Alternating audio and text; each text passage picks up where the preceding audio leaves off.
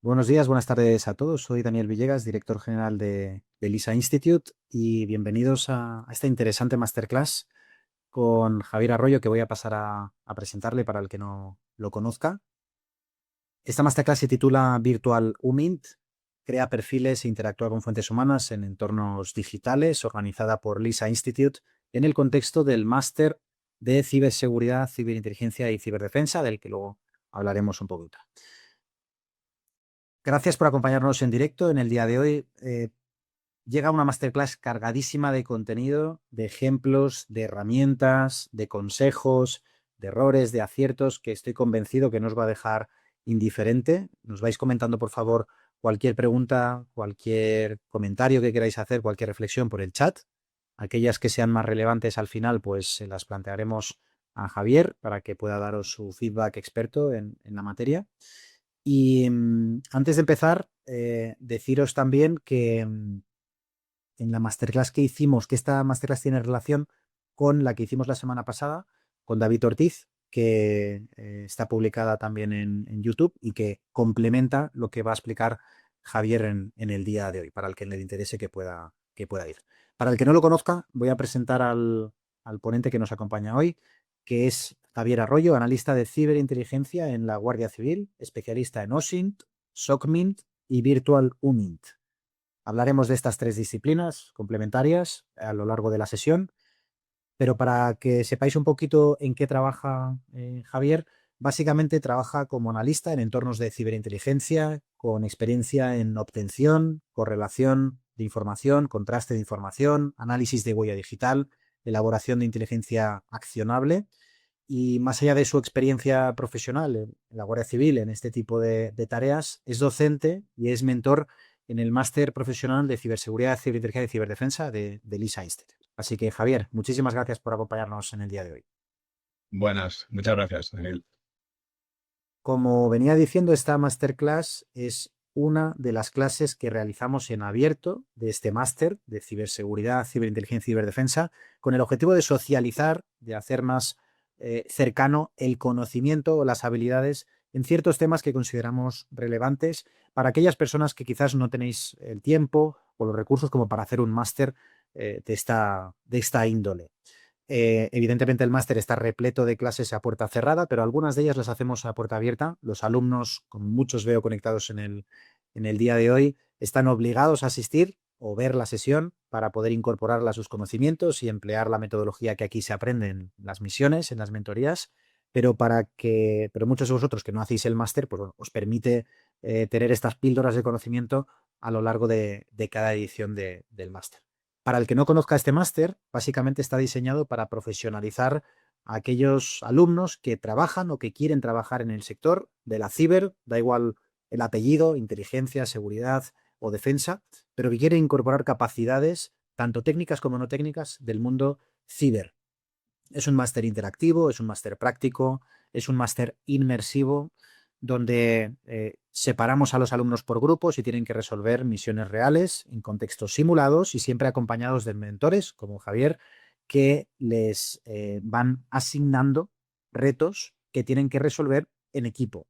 Esto, lógicamente, fomenta el networking, fomenta pues el trabajo en equipo, que es imprescindible en este sector, y que hacia ahí van las ofertas laborales. Personas que sepan hablar el idioma técnico, aún no siendo técnicas, personas que sepan hablar el idioma no técnico, aún siendo técnicas. Esos perfiles híbridos que tanto demanda tanto empresas como instituciones públicas, como la Guardia Civil, como la Policía, como el Centro Criptológico Nacional, la OTAN o cualquier institución pública con competencias en materia de ciber. Aquellos que tengáis interés por saber más de este máster, deciros que comienza la próxima edición el próximo 23 de marzo, por lo que escasamente en un mes y medio. Estamos finalizando las inscripciones. Para poder formar parte de este máster no se necesita titulación universitaria previa, pero sí superar la entrevista por videoconferencia que realizamos a todos los candidatos que se postulan para el mismo. En el enlace que compartiremos en el chat podréis reservar cita de día y hora para hacer esa entrevista. Conoceréis al director académico, os orientará, asesorará, recomendará, le podréis preguntar lo que necesitéis. Él os conocerá también para conocer un poquito vuestro perfil y poder adscribiros a la unidad a la Cyber Unit, a la unidad de ciberseguridad, que creamos que mejor os vais a complementar con otros compañeros, con otros alumnos en la resolución de esas misiones que he mencionado. Y aprovechando que Javier es mentor de la segunda misión que realizan los alumnos en este máster, me gustaría preguntarte, en tu opinión, ¿cuál es el reto que les hacemos superar a los alumnos? ¿En qué consiste esa misión? Pues nada, la misión 2 realmente, digamos, es donde van a poner en práctica todo lo que han ido aprendiendo más o menos en lo que es el gran parte del máster, porque es, digamos, donde van a poder hacer más labor de campo, que es prácticamente pues el trabajar de manera segura. Se les va a poner, digamos, una especie de reto controlado donde van a tener que hacer diferentes pruebas de ingenio, de búsqueda, localización de huella digital, incluso interacción, virtual human. O sea, que digamos es una misión bastante dinámica, bastante atractiva, ¿no? Y sobre todo divertida. Yo creo que al final es un poco van a poder probar un poco lo que es el jugar no a ser espía, pero bueno, lo más cercano, ¿no? A sentirse un poco eh, actor, ¿no? Digamos, de una investigación real. Ujú.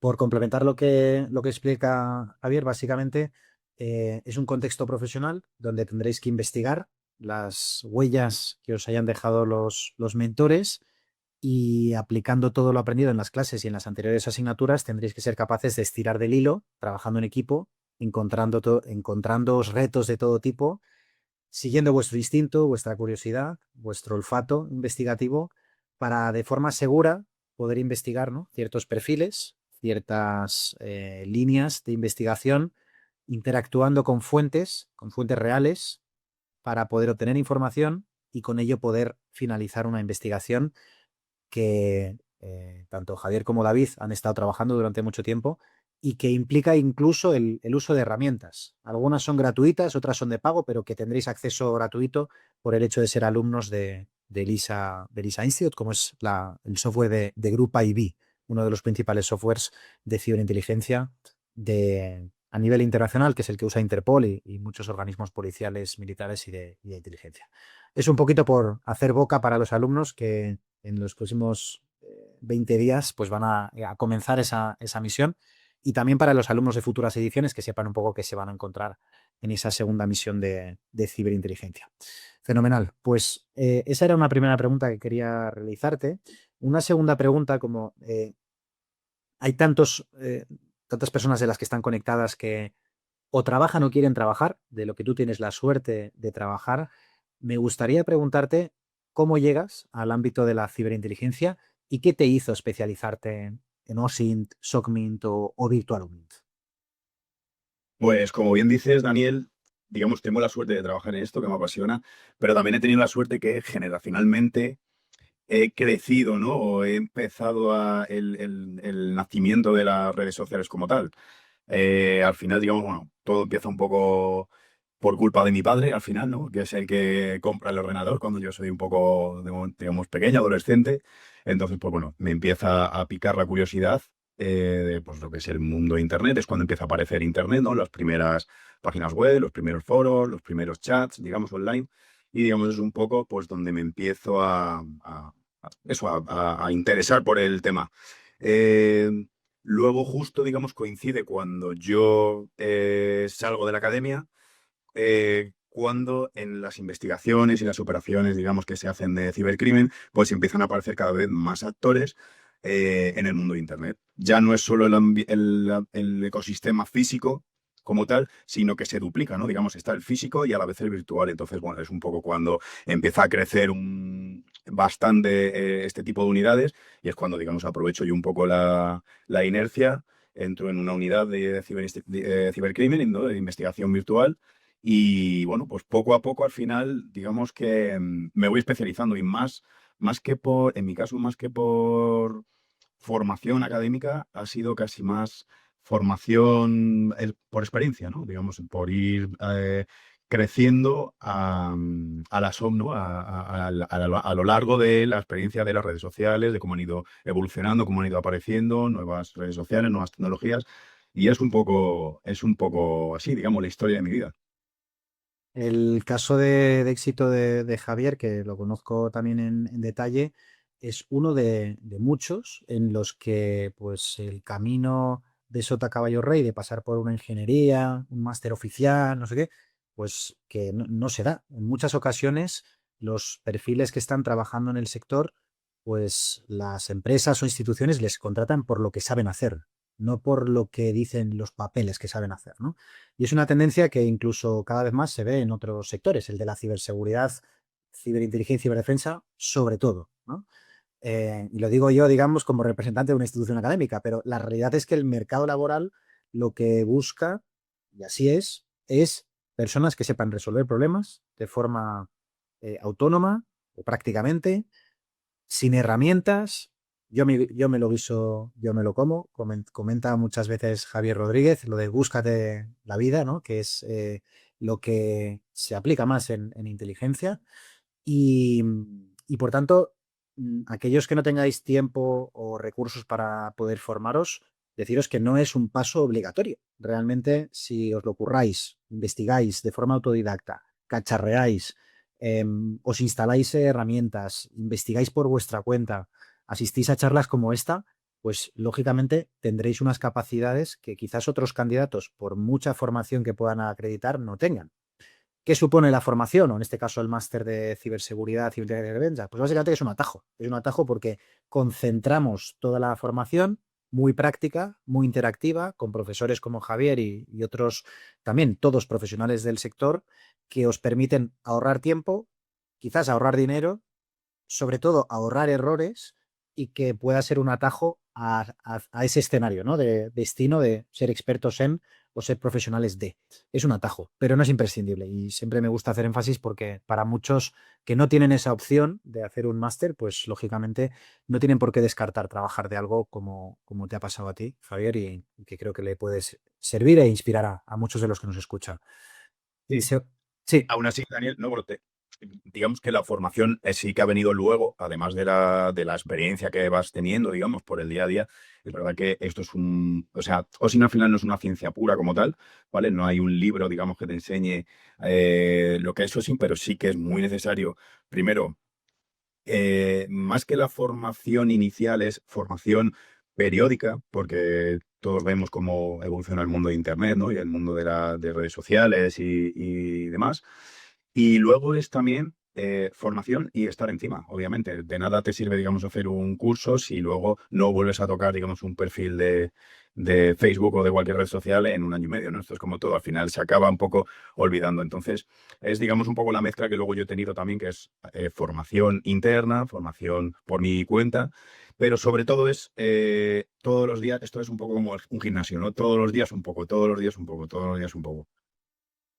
totalmente. Yo veo la analogía con los médicos, ¿no? Al final los virus evolucionan, las enfermedades, también los fármacos o los tratamientos preventivos o reactivos y los que trabajamos en el sector de la seguridad, de la ciberseguridad, de la inteligencia, pues lo mismo. El modus operandi de los malos evoluciona, muta, se adapta y nosotros lógicamente pues tenemos que adaptar, modular y sobre todo estar siempre a la última para no ir 10 metros por detrás, sino ir en el cogote, ¿no? De los criminales y eso solo te lo puede proveer, como muy bien dices, la formación especializada, muchas veces que te da tu propia empresa, tu propia institución, o la que tú puedes encontrar fuera, ¿no? Que, que te complementa lo autodidacta que puedas aprender. Así que totalmente, totalmente de acuerdo. Muy bien. Hay otra pregunta que te quería hacer antes de que compartieras pantalla, que es, en tu opinión, ¿qué diferencia a un analista de ciberinteligencia, a un analista OSINT, SOCMINT, VirtualUMINT, alguien experto en estos temas, versus a un analista que no tiene estas capacidades? En tu opinión, ¿qué es lo que marca realmente la diferencia?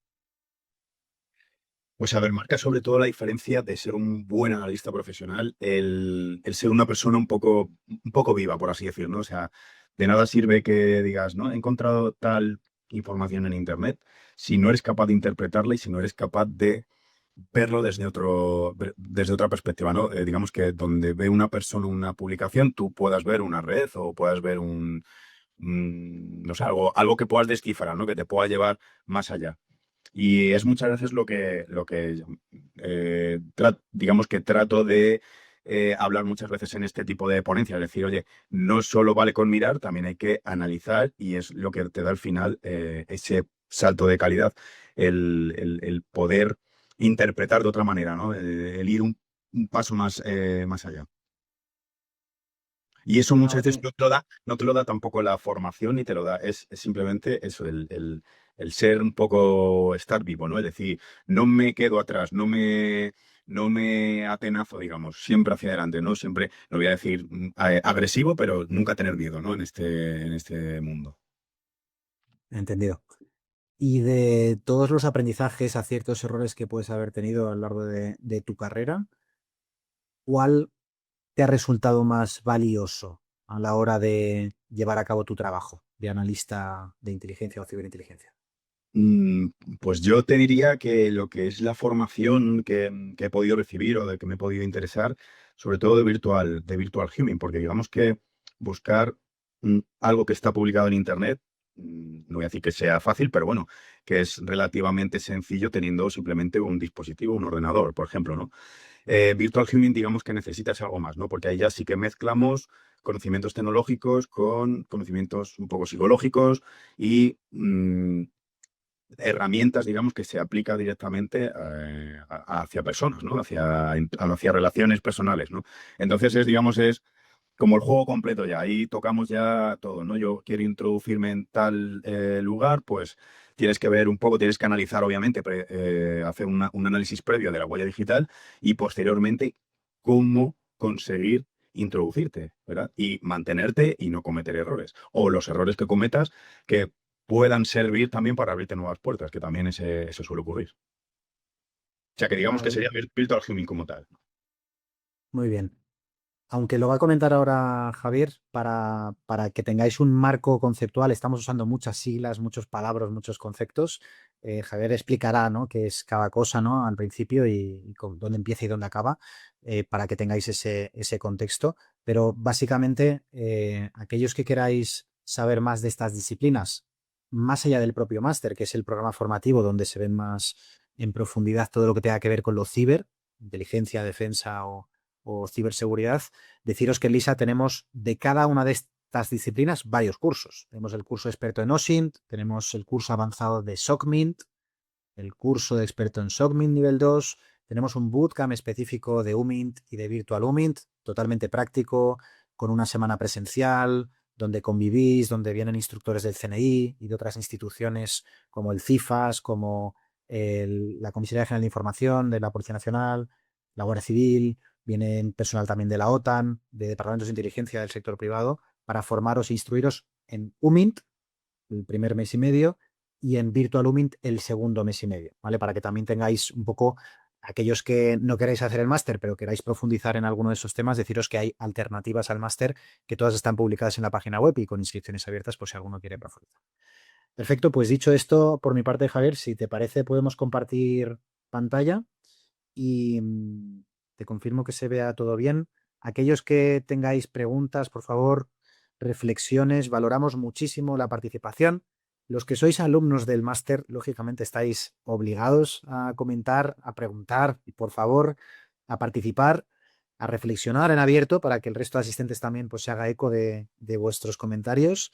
Y aquellos que dé tiempo los resolveremos al final de la sesión para que podáis aprender y tener el feedback también, en este caso, del profesor de Javier Arroyo. Así que te confirmo, Javier, que se ve perfectamente a pantalla completa, así que me quedo en un segundo plano y Perfecto. cuando finalices retomo. Muchas gracias. Gracias a ti, Daniel.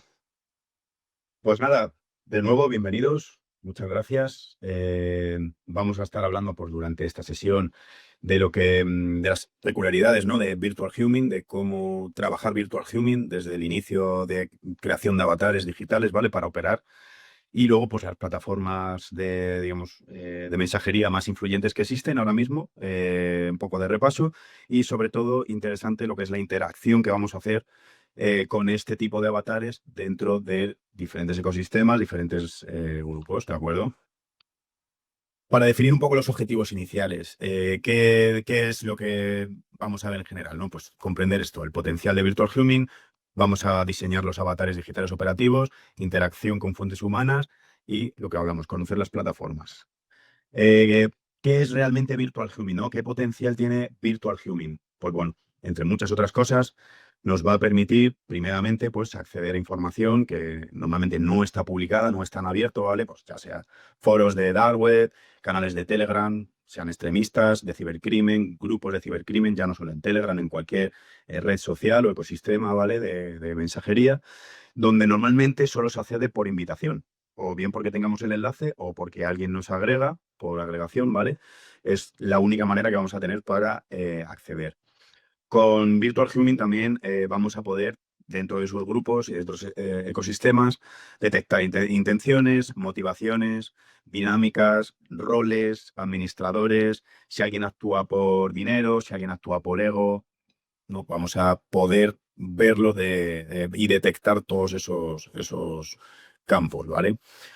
Una de las cosas buenas, de las ventajas que tiene Virtual Humming es, primero, bajo costo y riesgo, ¿vale? Porque no requiere desplegar un equipo físico en una zona concreta y sobre todo si es una zona peligrosa, pues bueno, el riesgo se mitiga bastante en este caso. El único riesgo que puedes tener es que te muerdan, digamos, con tu avatar digital.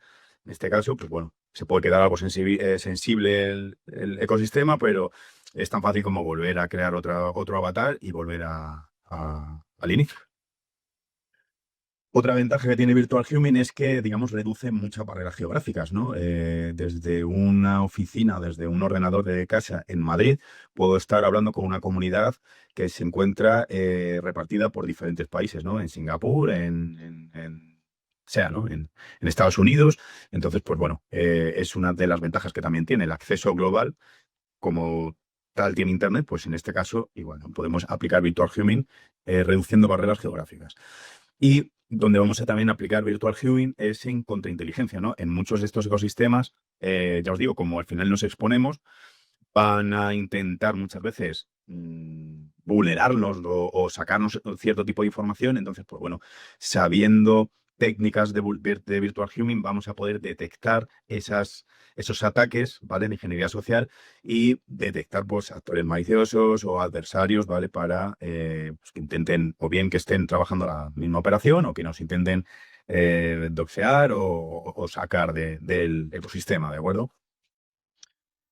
Bien, pues hablando de identidades operativas, que es el inicio de todo, ¿vale? De toda interacción, vamos a necesitar antes de nada un avatar digamos, para trabajar en el grupo en el que, o en el ecosistema en el que vayamos a introducirnos.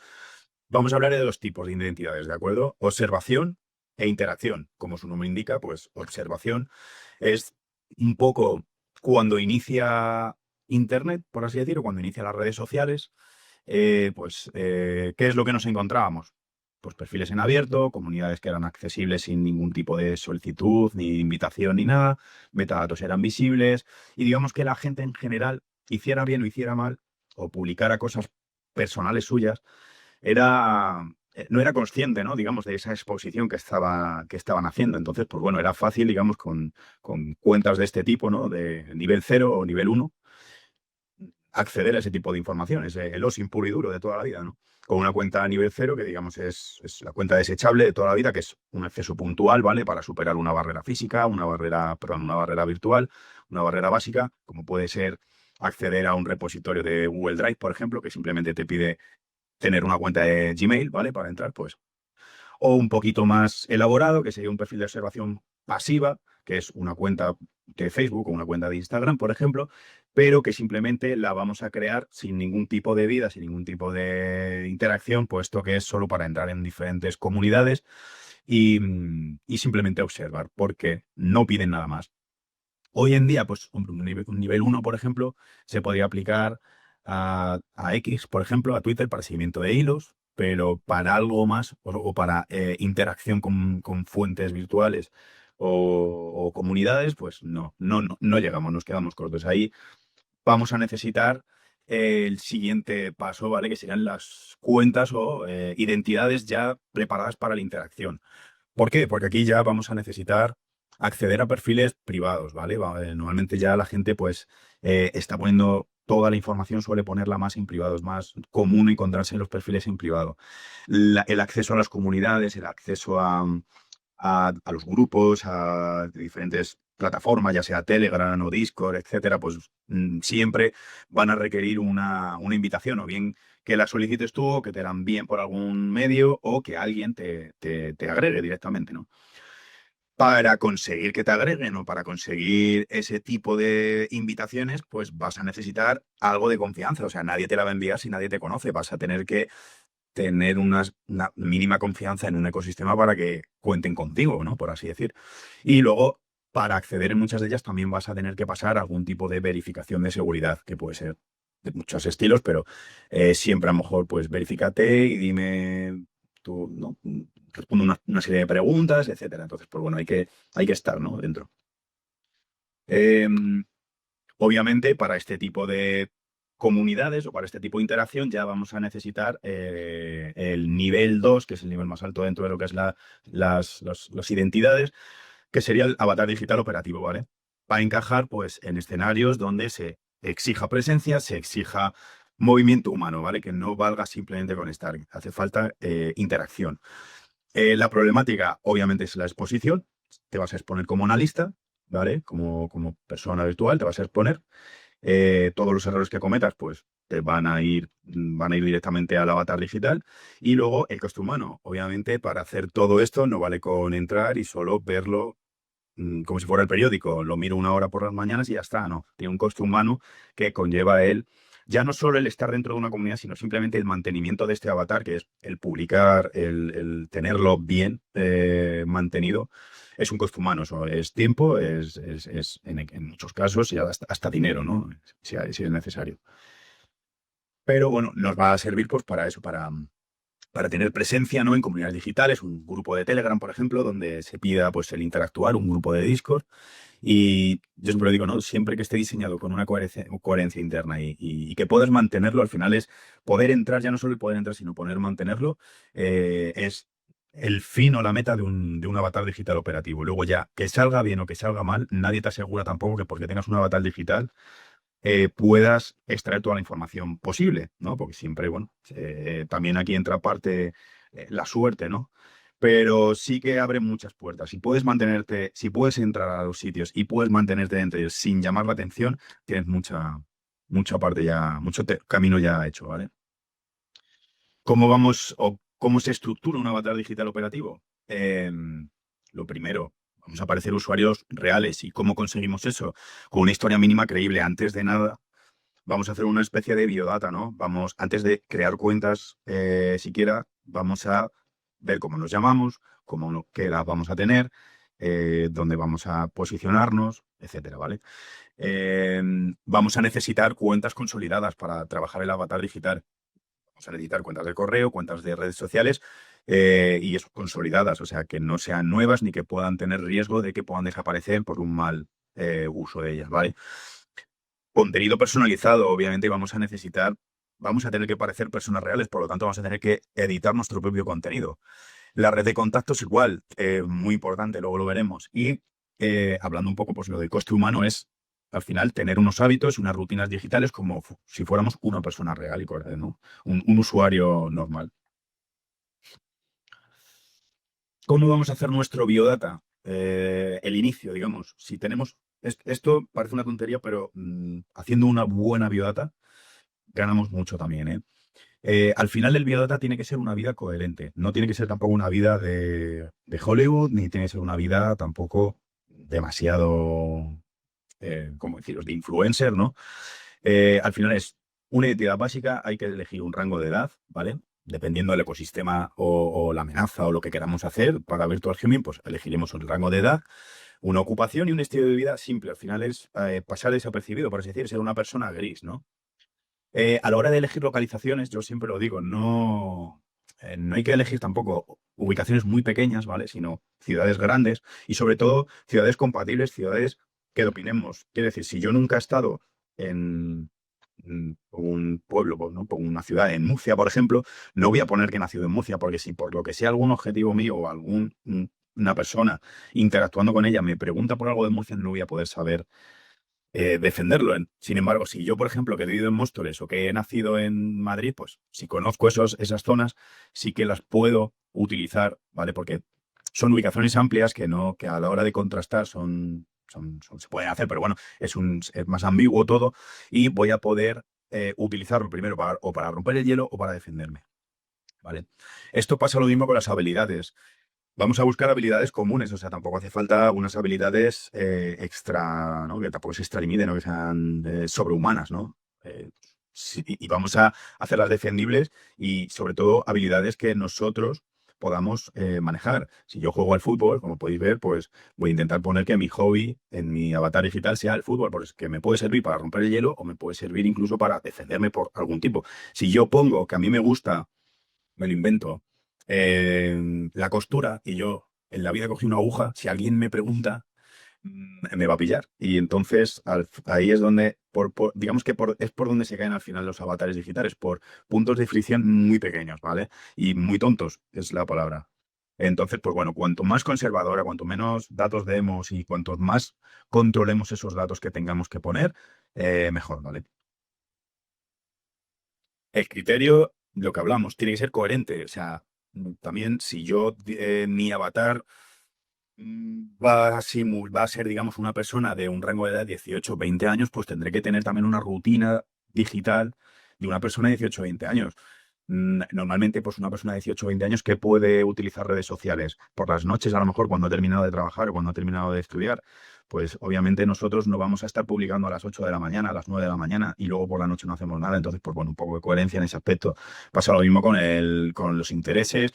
Pues si yo estoy buscando, si digamos, temática de vídeos, ¿no? Si lo quiero hacer famoso haciendo vídeos, pues no voy a utilizar Facebook, por ejemplo, o a lo mejor voy a utilizar más TikTok también, ¿no? Igual las plataformas es un poco por rango de edad, ubicación, estilo de vida. Bueno, es un poco, digamos, coherencia del perfil.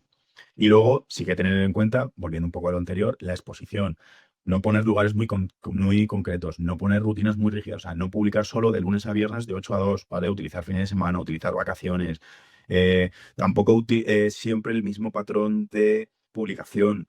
Tiene que haber espacios, tiene que haber descansos, tiene que haber vacaciones. La gente a lo mejor publica tres cosas en un día y luego no vuelve a publicar en una semana, ¿no? No poner en esas publicaciones detalles muy específicos de carteles o de cosas que puedan aparecer, que sean verificables. Y luego eso, no publicar solo contenido útil, publicar tonterías, por así decir también, ¿no? De publicar, pues la típica historia cuando estás comiendo con tus amigos y subes la foto ¿no? a Instagram, haces una historia del chuletón que te estás comiendo, cosas de ese estilo, ¿no? Una vez tengamos ya clara nuestra biodata, ¿vale? Y definida nuestra biodata y tengamos un poco en mente estos detalles de coherencia y de exposición, ya vamos a empezar a la creación de cuentas, ¿no? Eh, para la creación de cuentas para el avatar, vamos a tener siempre las cuentas principales que van a servir para entrar, ¿vale? Y que le van a decir a la plataforma quiénes somos y que es la que va a concentrar el historial, pero también vamos a hacer cuentas de recuperación que van a servir para volver si las principales se nos caen, ¿vale? Que es precisamente para demostrar a las plataformas quién demostramos ser. O sea, si yo voy con un Gmail a Facebook, por ejemplo, pues tendré un teléfono de recuperación para decir, oye, si pasa algo en Facebook, mi teléfono de recuperación es este, ¿vale? Una cosa muy importante es no mezclar recuperaciones. Parece una tontería, pero muchas veces cuando trabajamos varios avatares digitales, intentamos, decimos, bueno, pues ya que tengo este teléfono o ya que tengo este correo, lo voy a utilizar para el otro avatar. El problema es que como mezclemos muchas veces recuperaciones, podemos tirar abajo dos, tres o los avatares digitales que estén vinculados entre sí, ¿vale? Es evitar un poco, como bien pone aquí, el efecto dominó. Vale, pues tenemos varias opciones, ¿no? Lo normal es que para crear una cuenta en red social o en cualquier otro tipo de plataformas, obviamente se puede usar teléfono o correo electrónico, pero normalmente lo común es utilizar correo electrónico, ¿vale? Eh, Hay, digamos, tres tipologías de correo electrónico y cada una va a determinar, pues, el nivel que nos va a proporcionar de acceso, que nos va a proporcionar de reputación y, sobre todo, de sostenibilidad de lo que va a aguantar viva esa cuenta, ¿no? Sería el correo temporal, el alternativo y el comercial. Empezando, digamos, un poco de menos a más, tenemos el correo desechable, ¿no? El correo temporal, que este os sonará a muchos de vosotros. La única cosa buena que yo le veo a este correo es la rapidez de creación. Obviamente, es entrar en una página web o en un bot de Telegram y te dan un correo electrónico, sin más, sin preguntar, ¿vale? Pero El problema es que no tiene continuidad, no tiene recuperación. Si yo mañana quiero volver a este correo electrónico, pues no voy a poder, ¿vale? Este tipo de correos no quiero decir que sea inútil, pero sí que nos sirve para avatares digitales. Te puede servir para recibir un código de verificación para acceder a un repositorio de algo o para loguearte en algún sitio puntual y salirte. O sea, para ese tipo de interacciones, por así decir, sí, pero no para manejar un avatar digital porque vamos a perder el acceso una vez que cerramos el navegador, perdemos el acceso a ese correo. Servicios, pues tenéis, por ejemplo, Temporary Mail, Trashmail, Tenmail, a cualquier búsqueda que hagas en Google al final o en cualquier buscador de Trashmail, Temporary Mail o Tenmail, vais a acceder a este tipo de correos, ¿vale? Luego, digamos, están los proveedores alternativos, ¿vale? Esto ya no es el temporal, ¿vale? Ya sí que tenemos una bandeja un poquito más, un correo electrónico más sólido, que como ventaja nos va a dar mucha menos carga de comprobación a la hora de hacer el alta. Quiere decir, no me va a estar pidiendo un teléfono, no me va a estar pidiendo el domicilio, que me verifique por edad o que haga algún tipo de verificación extra a la hora de crearme el correo electrónico. Y digamos que también es para lo que es el analista de ciberinteligencia, pues un poco mayor control de privacidad percibida, ¿no? En este caso. Estas sobre todo vienen bien para muchos servicios, pero vienen bien sobre todo para cuentas de respaldo, ¿vale? O sea, decir, oye, yo tengo una cuenta de Gmail con la que creo una cuenta de Facebook y de recuperación pongo este tipo de cuentas, ¿vale? Porque no me va a pedir tanta verificación, pero me va a servir para si hay algún problema. ¿Por qué? Porque de acceso principal, el problema que tiene este tipo de correos electrónicos es que las redes sociales cada vez desconfían más de ellos. O sea, tú a Facebook, si vas y le dices que te quieres hacer una cuenta con un Gmail, es muy probable que te diga, vale, entras. Pero si vas con otro tipo de correo, no digo que sea malo, pero vas con un ProtonMail, por ejemplo, un Tutanota, es como, este es un poco ninja, ¿no? Digamos, como decimos aquí en el árbol. Le voy a pedir más verificaciones, le voy a pedir un teléfono, le voy a pedir X cosas, ¿no? O incluso puedes llegar a un punto que diga Facebook, no te creo la cuenta y tienes que volver a iniciar el proceso. También es verdad que en entornos sociales un poco exigentes, por ejemplo, comunidades en las que alguien te diga, oye, dame un correo electrónico y tú le des un proton mail, pues puede decir, hostia, esta persona no me parece, ¿no? Porque no es lo que hace la gente, ¿no? La gente suele tener un Gmail o un Outlook. Entonces, pues bueno, puede delatar a veces también en diferentes ecosistemas. Correos electrónicos, digamos, de proveedores alternativos, pues como puede ser ProtonMail, Tutanota, MailFest, ¿de acuerdo? Y por último ya tendríamos el correo de proveedor comercial, que es el que conocéis de toda la vida, que es un Google o un Outlook, ¿vale? Que este ya las ventajas que te dan es pues, que tienen una alta aceptación, prácticamente todas las plataformas te van a aceptar un Gmail. A la hora de recuperar o de tener estabilidad en correo electrónico, vamos a tener mucha mayor estabilidad que el resto de correos electrónicos, ¿vale? Y normalmente a la hora de algoritmos de plataformas y normalidad social generan mucha más confianza. Simplemente por tener un Gmail ya tienes confianza, por así decirlo. Los problemas que nos encontramos muchas veces, pues que tienen mayor exigencia en el alta. A la hora de crear una cuenta de este tipo, pues suele haber un poquito más de problemas, ¿no? Te pide más requisitos, más controles de seguridad, más verificaciones. Y bueno, a la hora de día de mañana, a nivel judicial, pues bueno, están, digamos, sujetos a mayor requerimiento judicial en este caso, ¿vale? Los típicos Gmail, como hemos dicho, Outlook o incluso Yahoo, GMX, los mail de Apple, ¿vale? iCloud y diferentes proveedores de servicios que hay de ese tipo que conoceréis, muchos de ellos. Pues una vez visto el correo electrónico, pasamos, digamos, al teléfono, a la opción del teléfono, va a ser, digamos, que puede ser la llave también, porque cada vez estamos viendo más que el acceso a las redes sociales o a diferentes plataformas ya no se hace tanto con email, sino con teléfono.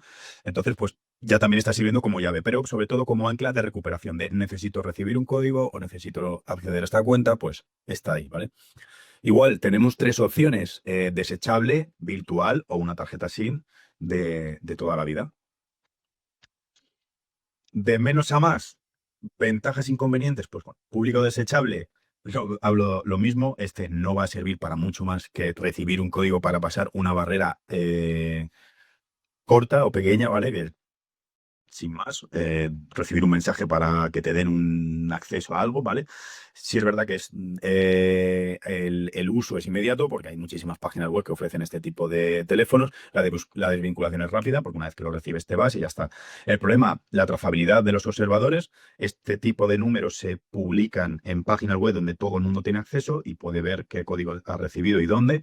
Y luego, pues, lo normal es que también, como inconveniente de este tipo de teléfonos, es que te accedas, por ejemplo, a WhatsApp, pero al momento, a los 5 minutos, detecte que son teléfonos de este estilo, desechables, y te cierran la cuenta. Entonces, pues bueno, para alguna cosa puede ser útil, pero para mantener un avatar digital, lo mismo, no nos serviría.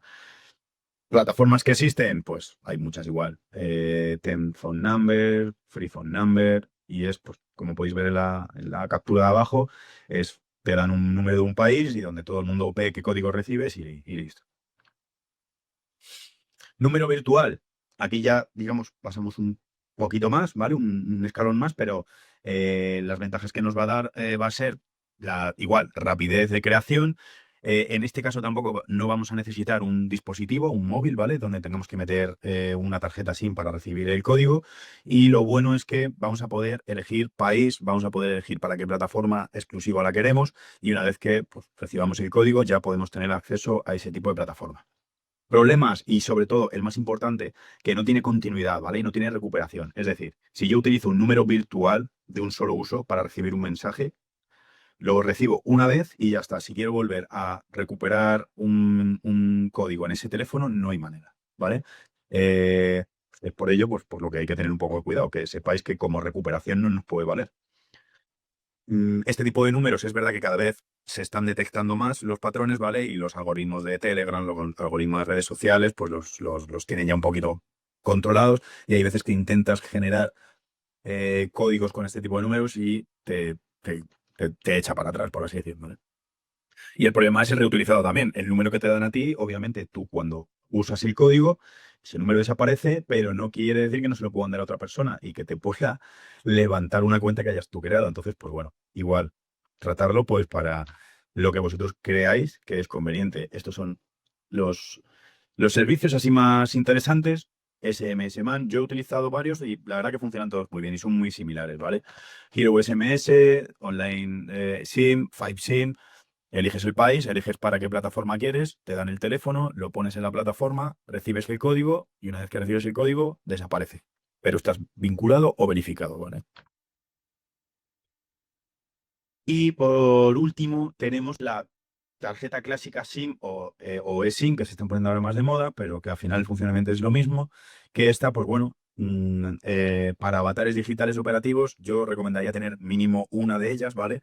Porque eso al final lo que le va a dar estabilidad y lo que nos va a dar que las plataformas nos acepten a la hora de crear las cuentas. Lo bueno, pues que nos va a facilitar que si mañana, dentro de 3 meses, necesito recibir un código de verificación por algo, lo voy a poder recuperar, exactamente, o sea, lo voy a poder recibir, ¿no? Y digamos que para lo que es identidades o avatares virtuales que vayan a vivir durante como 6 meses, un año, es, digamos, la mejor opción de todas, ¿vale? El problema que tienen, pues las tarjetas SIM, obviamente, la trazabilidad técnica y contractual.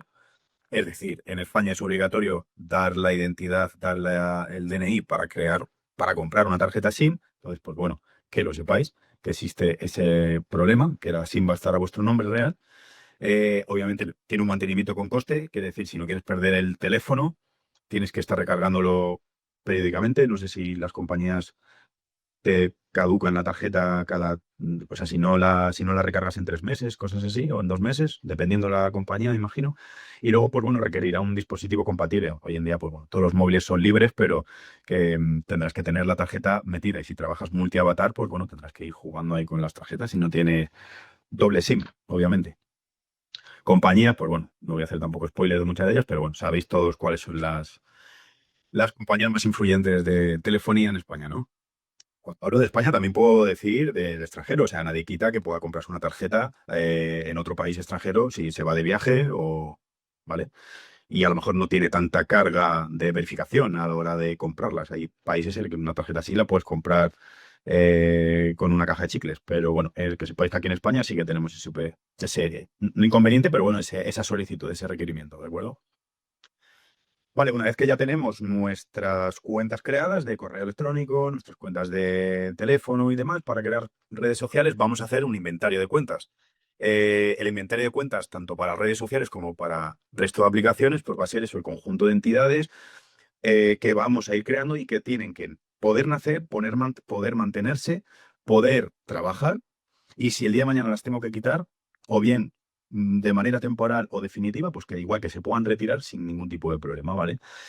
A la hora de hacer el inventario, sí que yo recomiendo en la mismo documento que hagáis de biodata, pues llevar un control, digamos, de las cuentas, no acordarse de memoria de ellas, ¿no? Decir, pues tengo cuenta en Facebook, tengo cuenta en Instagram, se llama así, esta es mi ID, este es mi username. Está en activo o ahora mismo la tengo dormida. Bueno, llevar un poco un control del inventario, ¿vale? Y luego, muy importante, igual, al igual que eh, os decía antes, no vinculéis un mismo selector de recuperación a varios avatares porque puede haber un efecto dominó. Ocurre lo mismo con la hipervinculación de cuentas, ¿vale? Si yo me creo una cuenta de Facebook y cuando quiero crearme la cuenta de Instagram, en vez de crear una cuenta de Instagram nueva, lo que hago es conectar la de Facebook y a su vez la de TikTok la conecto a la de Facebook y a su vez la de X la conecto al Gmail y a su... No sé si me explico, ¿no? El ir hipervinculando todas las cuentas sin meterle ningún selector, ¿vale? Puede ser cómodo, ¿vale? Porque de hecho yo creo que muchos en vuestra vida personal lo haréis, es decir, oye, yo tengo mi cuenta de Facebook, pero el Instagram lo voy vinculando todo y el resto de redes sociales al Facebook y ya está, simplemente me pide permiso para acceder y listo.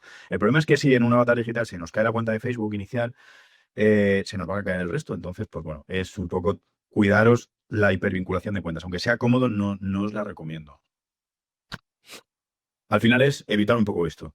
Esto pasa y no creáis que pasa poco, sino que si haces algo malo, ¿no? Algo que algún paso no lo has hecho bien, algún selector no estaba bien, pues puede ser que a los 3, 4 días te bloqueen la cuenta y te digan que está suspendida, que tienes que apelar y muchas veces te piden datos pues que no puedes dar o que no te interesa dar, ¿no? Esto te pasa con una cuenta que acabas de crear y bueno, te puede dar un poco igual, pero aún así fastidia. Imaginaros cuando te ocurre con una cuenta que ya está incluida en un ecosistema que te interesa y que tiene 6 meses o 7 meses de vida. Eh, es tirar el trabajo a la basura. Entonces, si hacemos bien lo anterior de biodata, selectores, recuperación y sobre todo tenemos cuidado a la hora de la OPSEC de utilizar VPNs, ¿vale? Porque es por donde muchas veces se cae este tipo de cuentas. Es decir, voy a utilizar VPN, no es malo utilizar un VPN, el problema es hacer mal uso de ella, de cambiar de localización cada semana o en un momento poner que estás en Italia y cambiar que estás en Francia y ese cambio lo detecta la red social. Entonces, pues bueno, hay que tener un poco de vista con eso y intentar evitar este tipo de red flag, ¿no? De bloqueo de cuentas. ¿Qué tal? No sé si voy demasiado rápido. También es verdad que el tiempo que tenemos es limitado y me gustaría daros un baño de todo, que no se quede nada en el tintero, ¿vale? Pero bueno, vamos a respirar un poco.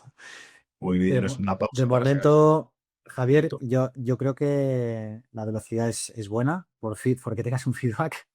Tranquilo en este sentido. Hay mucha participación, muchas preguntas que estamos anotando desde el equipo para Vale, plantearte algunas al final, esperemos que dé tiempo, pero el feedback está siendo positivo por toda la audiencia. vale. Y Si yo no estoy viendo, Daniel, no estoy viendo si alguien, alguna pregunta concreta o quiere que aclaremos algo más que me haya dejado. No veo el chat, pero si me interrumpes y lo aclaramos. pues quizás sí que sea pedagógico plantearte alguna de ellas ahora, porque Vale, son pues temas que acabas de explicar y así rematamos, ¿vale? Para vale, distribuir. Y como comentas, también comentas eso de la inteligencia, también necesita espacio para sentarse. No y puedo que no estar se más de comparte. acuerdo, Vale, contigo. porque de lo contrario, lo que dicen los anglosajones, que en inglés parece que todo suena mejor que en español, yo no sé por qué, pero lo de stop and reflect, ¿no?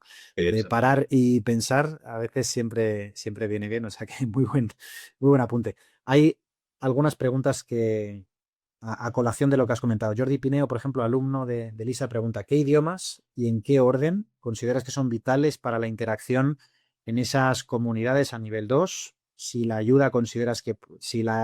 la inteligencia artificial, consideras que puede ayudar, si Sí. crees que se debe aprender algún argot que lo ayuda en el proceso. Sí, a ver, en cuanto a idiomas, obviamente el inglés, obviamente, ¿no? Porque es el que rompe las barreras al final en todo el mundo. O sea, puedes estar hablando con gente de sudeste asiático o de Oriente Medio y al final el inglés más o menos te vas a entender, ¿vale? Luego, obviamente, tu idioma nativo y como tercero, pues yo pondría si tienes una... Porque al final, claro, aquí nos encontramos ahora el analista de ciberinteligencia que tiene un nicho concreto o el que trabaja todos los nichos. Obviamente, quien tiene un nicho concreto, pongo, por ejemplo, China, pues obviamente le recomendaría decir, oye, pues implementa el chino en tu, ¿no? En tu conocimiento de idiomas. Si lo que estás haciendo es trabajar, pues por ejemplo, radicalismo, ¿no? Islamismo, pues obviamente el árabe. Si estás trabajando que no hable a lo mejor español, pues si está trabajando lo que es Latinoamérica, narcotráfico, pues obviamente español, ¿cierto? Pero sí es verdad que hoy en día con el tema, con el auge de las redes, perdón, de las redes sociales, de la inteligencia artificial, todas estas barreras idiomáticas nos las podemos saltar un poco, o ya no saltar, sino por lo menos nos pueden ayudar bastante. Yo uso bastante la IA para hacer virtual humming y te explico. Ya no más, ya más que por idioma es por el argot, por lo que decías. Es muy complicado saberse el argot de un ecosistema y ya no es un ecosistema. Una persona, me considero yo ya pasado, digamos, en este tema de argot. O sea, yo no tengo ni 40 años y a mí hablar con un chico de 18 años me resulta muy complicado. Cuando tengo a lo mejor hacer virtual gaming, gente de 18 o 20 años, ¿no? Entonces, ese argot, yo lo que hago es salvarlo a través de la IA. Yo, digamos que tengo montados varios GPTs personalizados o varios agentes personalizados en los que yo les doy diferente, dependiendo del ecosistema, les doy unas indicaciones y le digo, oye, necesito tratar este asunto, que a lo mejor estoy hablando algo banal, algo normal, pero necesito tratar este asunto con una persona de 18 o 20 años. Entonces, adáptame al código que se utiliza en Discord con este tipo de personas. Entonces, pues me pone emojis, me incluye, ¿cómo se dice esto? Abreviaturas, me incluye argot, que obviamente tú lo puedes saber, pero al final a ti te va a sonar forzado, ¿vale? Y la IA te lo incluye de una manera natural y además te lo incluye de una manera que tú desconocías. Entonces, sí, el tema de la IA ahora mismo para Virtual Human es ideal. Eso en cuanto a argot. Y luego, en cuanto a conocimiento, lo mismo. Tú puedes estar trabajando en un ecosistema, me lo invento, de extrema derecha, pero estoy seguro que no sabes todos los aspectos o todo lo que puedas saber, o si te puede quedar algo en el tintero de extrema derecha. Entonces, utilizando la IA también salvas esa barrera, ¿no? Totalmente de acuerdo. La tecnología avanza como para facilitar la vida desde el punto de vista de virtual rooming de los buenos, también de los malos. Hay muchos Obviamente, claro. ejemplos y cada vez va a ser más difícil saber distinguir si la persona que tenemos al otro lado es nativa o no, es joven o no, domina el slang o no, tiene una nacionalidad determinada, ha crecido en un determinado país, tiene acento de una determinada zona o no. Todo eso seguro que tarde o temprano los deepfake van a permitir que se desconfíe, ¿no? Por defecto de cualquier interacción humana que podamos tener por redes. Exactamente, sí. Cada vez vamos a decirlo, da más miedo, ¿no? El tema de dar algún detalle en internet que no. Sí, y la tendencia de los países en general, de los estados, es aumentar la regulación al respecto y acabarán probablemente vinculándolo a una identificación, a un Sí, documento nacional de identidad o pasaporte que emita ese mismo país, que se verifique a través de biometría, sí, lo cual anula el anonimato absolutamente por un lado, permite confiar más en aquello que, en la autenticidad, ¿no? de quien emite ese post o esa afirmación, o estás teniendo una reunión y te verifica que efectivamente es quien dice ser, pero la parte negativa de eso es que entramos en un estado de sí, control absoluto, ¿no? digamos que es una verificación necesaria y a la vez peligrosa. Así que, pero bueno. Totalmente, totalmente. Pues Pues, sí, o si si no, te parece, seguimos sí, y luego cuando tú cualquier- consideres volvemos a hacer otro parón y sí, tengo varias pausas, ¿vale? En lo que es la ponencia, así que perfecto, muy bien, vamos a ello. Vamos a pasar ya a lo que es un poco el vestir la cuenta, ¿no? El contenido de la cuenta. Ya tenemos nuestro inventario de cuentas, ya tenemos nuestra vida, nuestro avatar digital, pero ahora mismo está en blanco, no tiene cara, no tiene contenido, no tiene nada. Entonces, vamos a empezar a vestirle. La primera pieza, digamos, que las plataformas y la comunidad va a evaluar va a ser el avatar, obviamente, perdón, la imagen de perfil, ¿no? La imagen de perfil que tengamos en Facebook o que tengamos en Instagram, en la red social que sea. Eh, para la plataforma en sí, lo que va a generar confianza es a través de automatismos, ¿vale? ¿Por qué? Porque va a haber un algoritmo de Meta, va a ver que es una imagen que es real, que no está, ¿vale? Que no está, que no es falsa, vamos. Cuando me refiero a falsa, que no está cogida de internet o cosas así, ¿no? Y a la hora de la comunidad, pues igual, un usuario va a ver que hay una cara detrás de ese perfil, ¿de acuerdo? Una cara o algo reconocible detrás de ese perfil, ¿vale? La lectura humana. Y es lo que nos va a dar al final confianza y normalidad. ¿Qué fuentes tenemos para activos visuales, para imágenes de perfil, incluso luego posteriormente para contenido? Pues por un lado vamos a poder utilizar repositorios, ¿vale? De código abierto, de licencia abierta, ¿vale? Donde vamos a poder elegir el estilo, incluso vamos a poder tener una trazabilidad y decir, oye, ¿de dónde he cogido yo este tipo de imágenes? Vamos a poder usar, al igual que hemos hablado antes del uso de la IA hoy en día para hacer IA generativa, para conseguir consistencia y diferentes fotografías o diferentes caras con varias plataformas, igual la vamos a poder utilizar. Y luego también vamos a poder utilizar imágenes reales nuestras, ¿vale? Que lo que van a hacer sobre todo va a ser reforzar vida real. Aquí no hablo de poner mi cara directamente, obviamente, pero sí que podemos utilizar ese tipo de contenido que entra muy bien y que a la hora de, de controlar el algoritmo de las redes sociales es algo natural. Entonces, el típico banco y repositorio de imágenes. Podemos hablar, por ejemplo, de Amplas, Pixabay, este tipo de páginas, ¿vale? Que son código abierto, que son imágenes que se pueden utilizar mientras no sean para fines comerciales o para un anuncio, etcétera, se pueden utilizar, ¿vale? Y con esto lo que vamos a hacer es, al final, una base, digamos, una base para construir contenido, una base para construir un avatar. Eh, Van a ser imágenes pues, que van a admitir edición y que vamos a poder acceder a ellos porque están públicos en este tipo de plataformas, ¿vale? El problema o riesgo que tienen este tipo de imágenes, la reutilización, puede ser que haya gente que también al estar en abierto las pueda estar utilizando para otros fines. Puede haber trazabilidad, esto es que puedan hacer una búsqueda inversa de imágenes y pueda salir que viene de un repositorio.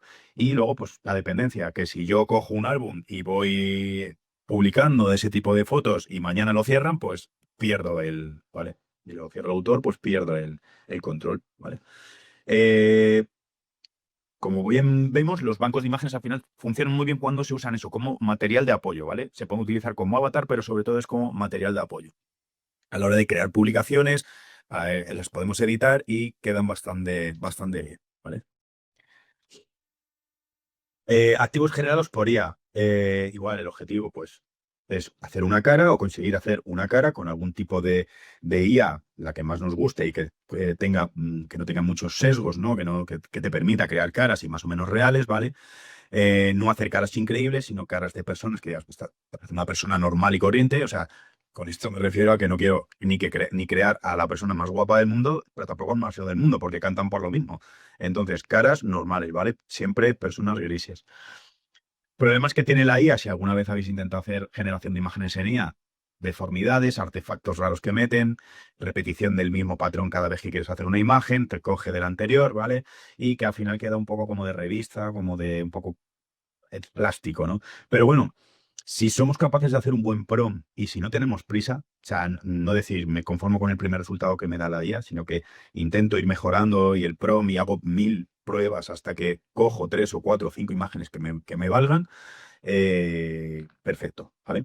La IA, como bien vemos, eso, acelera, pero también estandariza. Quiere decir que si cogemos muchas imágenes de IA, al final parece siempre lo mismo. Yo, por ejemplo, esa que tenéis ahí de ejemplo es una imagen IA y después de muchas pruebas, pues a mi parecer creo que es una imagen que conseguí hacer bastante creíble, ¿no? Es decir, una persona que, quitando que a lo mejor es rasgos asiáticos, pero bueno, es una persona normal y corriente, no se le ven deformidades así a la postre, ¿no? Y sale pues en un avión, no hay fondos difuminados, no hay sombras extrañas, un avión de Ryanair, está hecha bien la marca, pero que a lo mejor para hacer esa imagen he necesitado 7 prompts diferentes o descartar 7 imágenes porque hacía el logo mal o le ponía un ojo más grande que el otro, pero bueno, es al final ensayo y error. Pensar que son imágenes que al final van a mantener o sostener el avatar en el tiempo. Y luego, pues fotos reales, también podemos utilizar este tipo de fotografías, o sea, fotografías mías, por ejemplo, esas que veis ahí, no se me ve la cara, pero bueno, no me van a identificar, pero pueden servir para, depende, para diferentes redes sociales o para generar diferente tipo de contenido. Planos útiles, de espaldas, de lado. Lo que hablábamos antes, la gente ya no publica tanto su cara, sino que a lo mejor publica más sus pies casi, o su perfil, ¿no? O su cogote, como ya no es tanto la cara en la foto de avatar de Facebook o la foto de avatar sobre todo de Instagram o de TikTok. Entonces, pues bueno, podemos jugar con ese tipo de planos también. Podemos utilizar igual localizaciones amplias. Si yo estoy comiendo en un restaurante que es de barrio muy pequeño, pues si pongo ese tipo de avatares o si pongo ese tipo de contenido, me puede delatar. Pero si es un centro comercial de Madrid, centro, que pasa por ahí 1,5 millones de personas al fin de semana, pues sí, no hay tanto riesgo, ¿de acuerdo? Eh, riesgos de reflejos, rótulos, detalles que arrastremos, que sean de nuestra vida personal. Me echo una foto en mi casa y sale, no sé, algo que me delate. Bueno, pues tener cuidado, ¿vale? Y como vemos, se aporta sensación de que es una foto real, es una foto viva, ¿vale? Pero que no aporta nada de que me puedan verificar, suelen ser buenas piezas, buenas imágenes. Esto, por ejemplo, son imágenes que están hechas con IA, ¿vale? Esta, si no me equivoco, es con Reve, ¿vale? Una IA creo que es India y funciona muy bien. No es gratuita, pero bueno, prácticamente con los créditos diarios estos que te dan, prácticamente lo puedes hacer, ¿vale? Diferentes imágenes que tienes margen, vaya. No hace falta pagar en este caso. Y yo, por ejemplo, le puse una imagen de hoy a una persona en un gimnasio que incluso habéis visto que es capaz de replicar marcas, Under Armour, eh, ¿no? El tipo de gimnasio, le puse un gimnasio de CrossFit, ahí veis, pues eso, gimnasio de CrossFit con sus barras, con sus cuerdas, incluso podéis ver al típico tío que va al gimnasio a tirar móvil al fallo también, que está ahí con el móvil. Entonces, pues bueno, hasta ese tipo de detalles es capaz de hacerlos, ¿vale? Y a lo mejor ahora mismo porque lo estamos viendo estáis sugestionados, pero estoy seguro que si cogéis este tipo de imagen y luego la mezcláis un poco con un Instagram, ¿vale? Que incluso no hace falta que sea un Instagram de una persona, que también puede ser una cuenta, un avatar de un serie, ¿no? Que siga o que sea aficionado a gimnasios. Pues pones este tipo de contenido y alguien que no haya visto o que no haya hablado nunca de esto, ya os digo que no detecta que es una IA. O por lo menos puede detectar, mejor que es una IA, pero no va a detectar que lo que estamos intentando es hacer una infiltración en algún tipo de ecosistema. ¿Vale? Que es al final lo que se trata, el pasar desapercibido. Visto ya lo que es las fotografías de avatar, ¿no? Y con qué nos apoyamos para hacer los avatares de las cuentas, la foto de perfil, pues ya lo siguiente es el contenido que vamos a ir publicando a lo largo de la vida del avatar. Digamos que hay dos tipos, en este caso, de contenidos. El neutro, que es el que va a aportar, pues eso, rutina, el que va a aportar que estamos bien, que estamos bien, no, que estamos vivos, que estamos en el momento, ¿vale? Son contenido que no va a obligar tampoco a dar una explicación.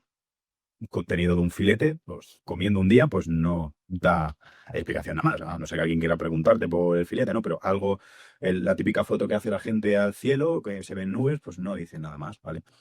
Y lo que va a hacer es, por un lado, reduce fricción social, la gente va a ver que publicas y que publicas cosas como hacen ellos, ¿vale? Y a la hora de las redes sociales, igual, la fricción algorítmica, la red social te va a aceptar como uno más, como un usuario normal y corriente, porque ve que no estás nada más que mirando perfiles y que no haces otra cosa, que no tienes foto, que no tienes contenido, ¿vale? Entonces, pues bueno, a la hora de catalogarte la red social, también viene bien. Y luego está el contenido temático, que este sí que ya va a ser el que nos va a orientar a un ecosistema al que nos queramos introducir como analistas, ¿vale? Vamos a utilizar publicaciones temáticas parecidas a las que hace la gente en ese ecosistema sin tampoco posicionarnos, ¿vale? Sin ser los más malos, digamos, de ese ecosistema o los más radicales, ¿vale?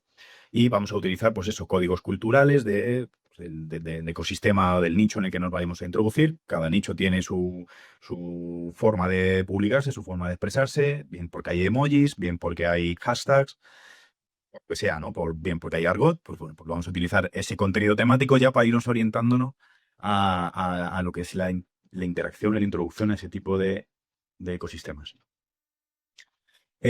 Volviendo un poco a lo que hablábamos antes, la IA como copiloto editorial también nos puede valer. Esto no es para publicar por ti, ¿vale? Sino para que te ayude a realizar ese tipo de publicaciones temáticas. Viene un poco a colación de la pregunta que me han hecho en la pausa. Decir, oye, a la hora de hacer Virtual Humming, ¿utilizas IA para utilizar argot y la temática? Sí. Y para publicar también. Yo tengo varios agentes IA que lo que hago es para no tener que, o primero para no cometer fallos y no tener yo tampoco decir que darme lo que decir que publico hoy, le digo, oye, necesito publicar con este avatar algo sobre esto. Y él me empieza a decir, pues mira, acelera, digamos, la tarea y mejora. Decir, pues mira, utiliza una imagen que tenga esto, ponle este tipo de hashtag, ponle esta música. De hecho, ya te dice hasta la música tal cual la encuentras en las redes sociales y te dice pues diferentes, ¿no? Diferentes parámetros, el que lo que tú lo único que tienes que hacer es descargar, coger la imagen, poner la historia o lo que la publicación que sea, escribirlo y darla a publicar, ¿vale?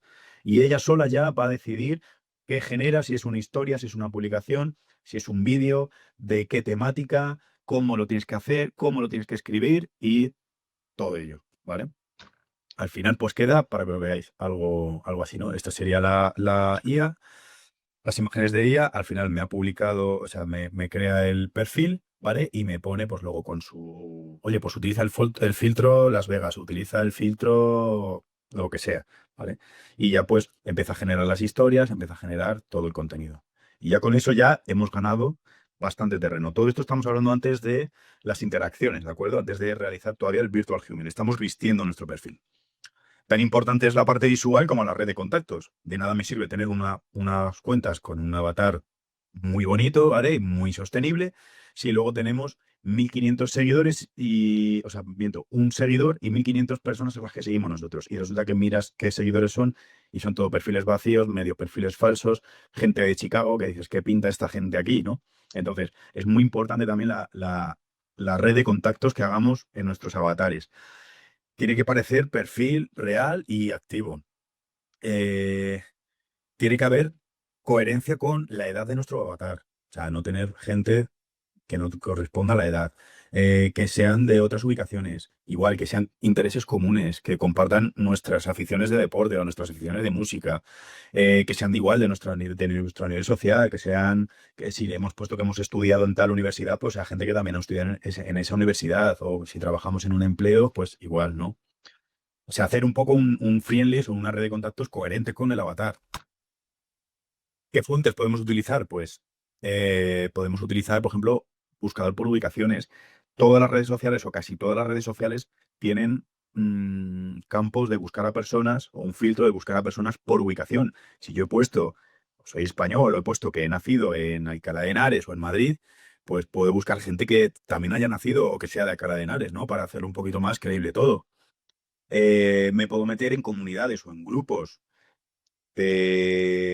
Aquí todavía no estamos hablando de ecosistemas peligrosos, por así decirlo, o de interés, pero me puedo meter, si he puesto, por ejemplo, que me gustan las criptomonedas, pues me puedo meter en comunidades o en grupos de criptomonedas y agregar a gente que está dentro de esos grupos, ¿vale? Porque van a tener aficiones similares a las mías. En eventos, lo mismo. Si hay eventos en la NFL que se juega este fin de semana, ¿no?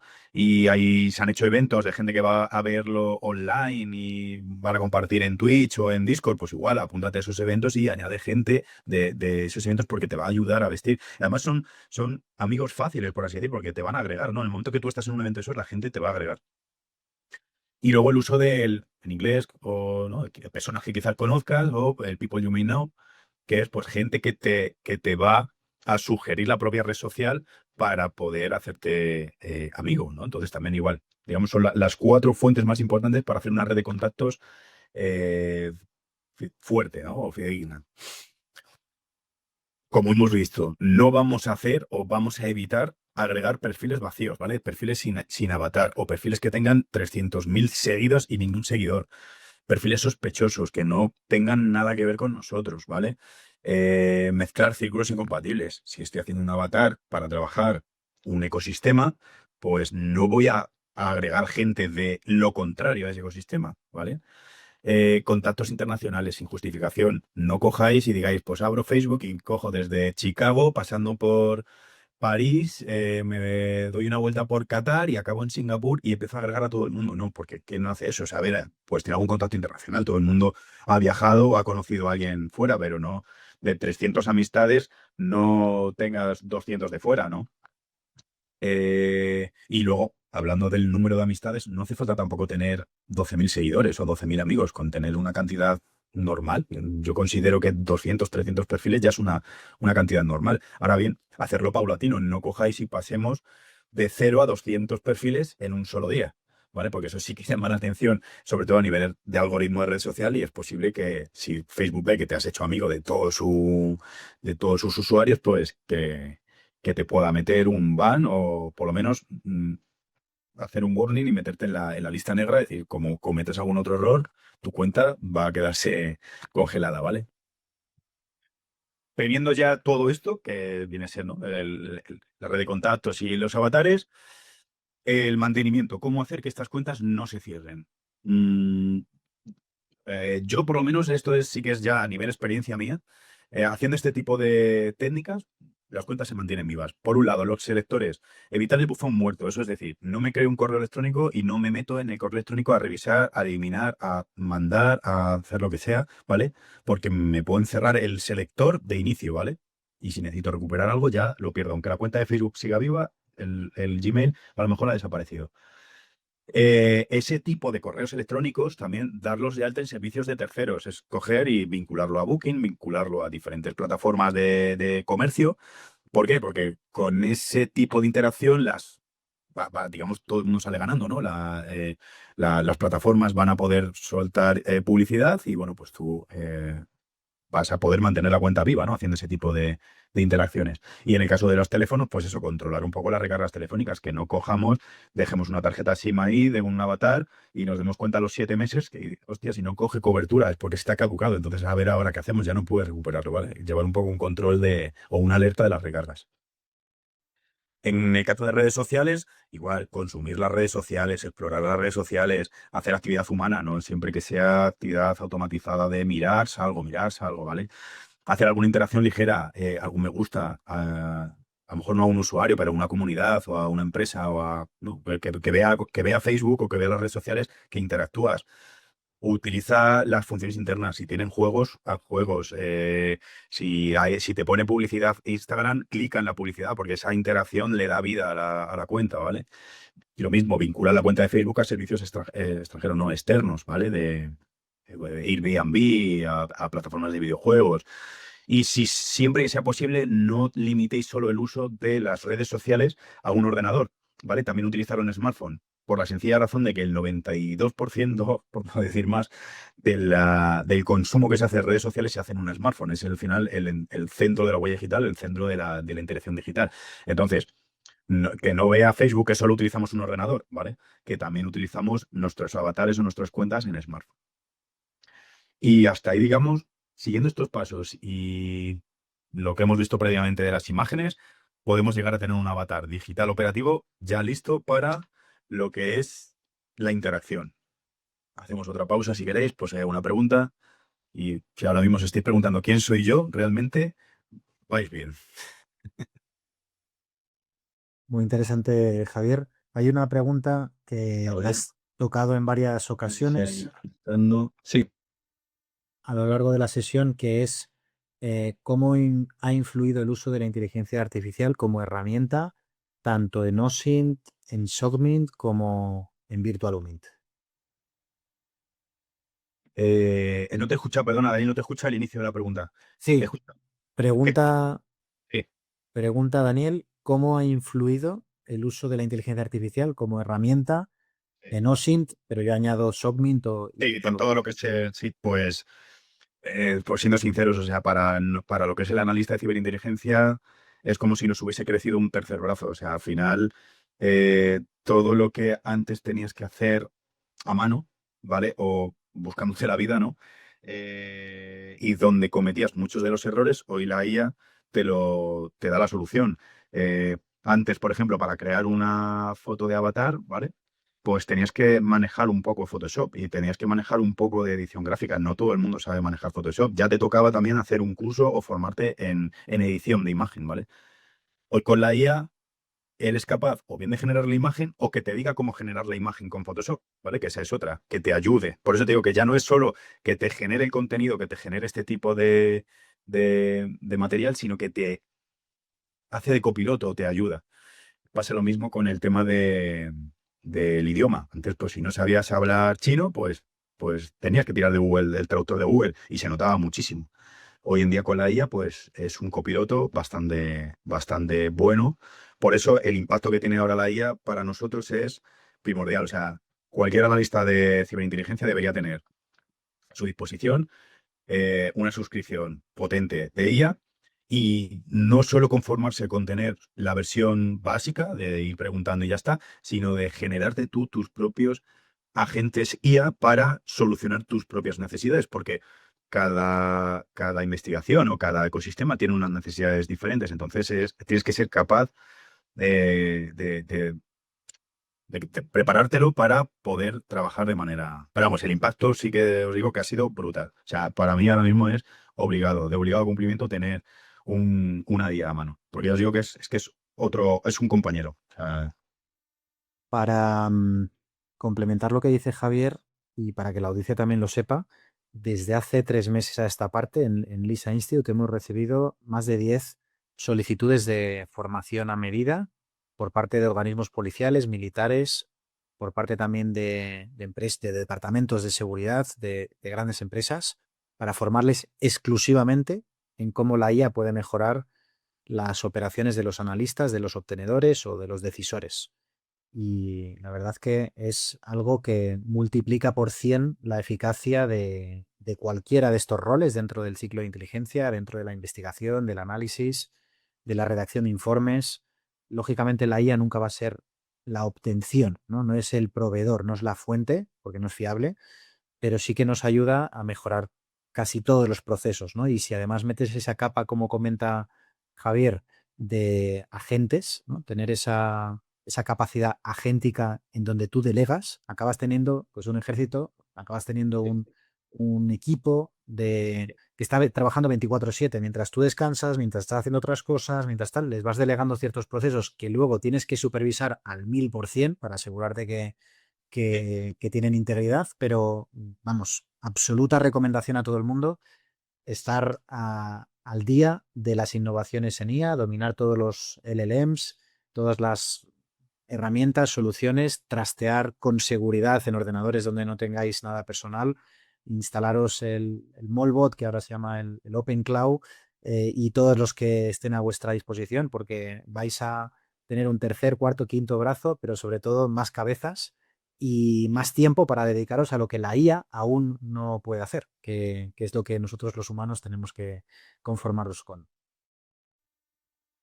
vale, pues si quieres, Dani, continúo, ya vamos a ir a la parte de Virtual Chemie, que es poco lo que hemos venido a hablar, fijamos, un poco lo importante, que es ya tenemos todo preparado para poder realizar Virtual Chemie, ¿no? Empezamos sencillo, ¿qué es Virtual Human? Pues es, digamos, la rama de Human, de inteligencia humana, ¿vale?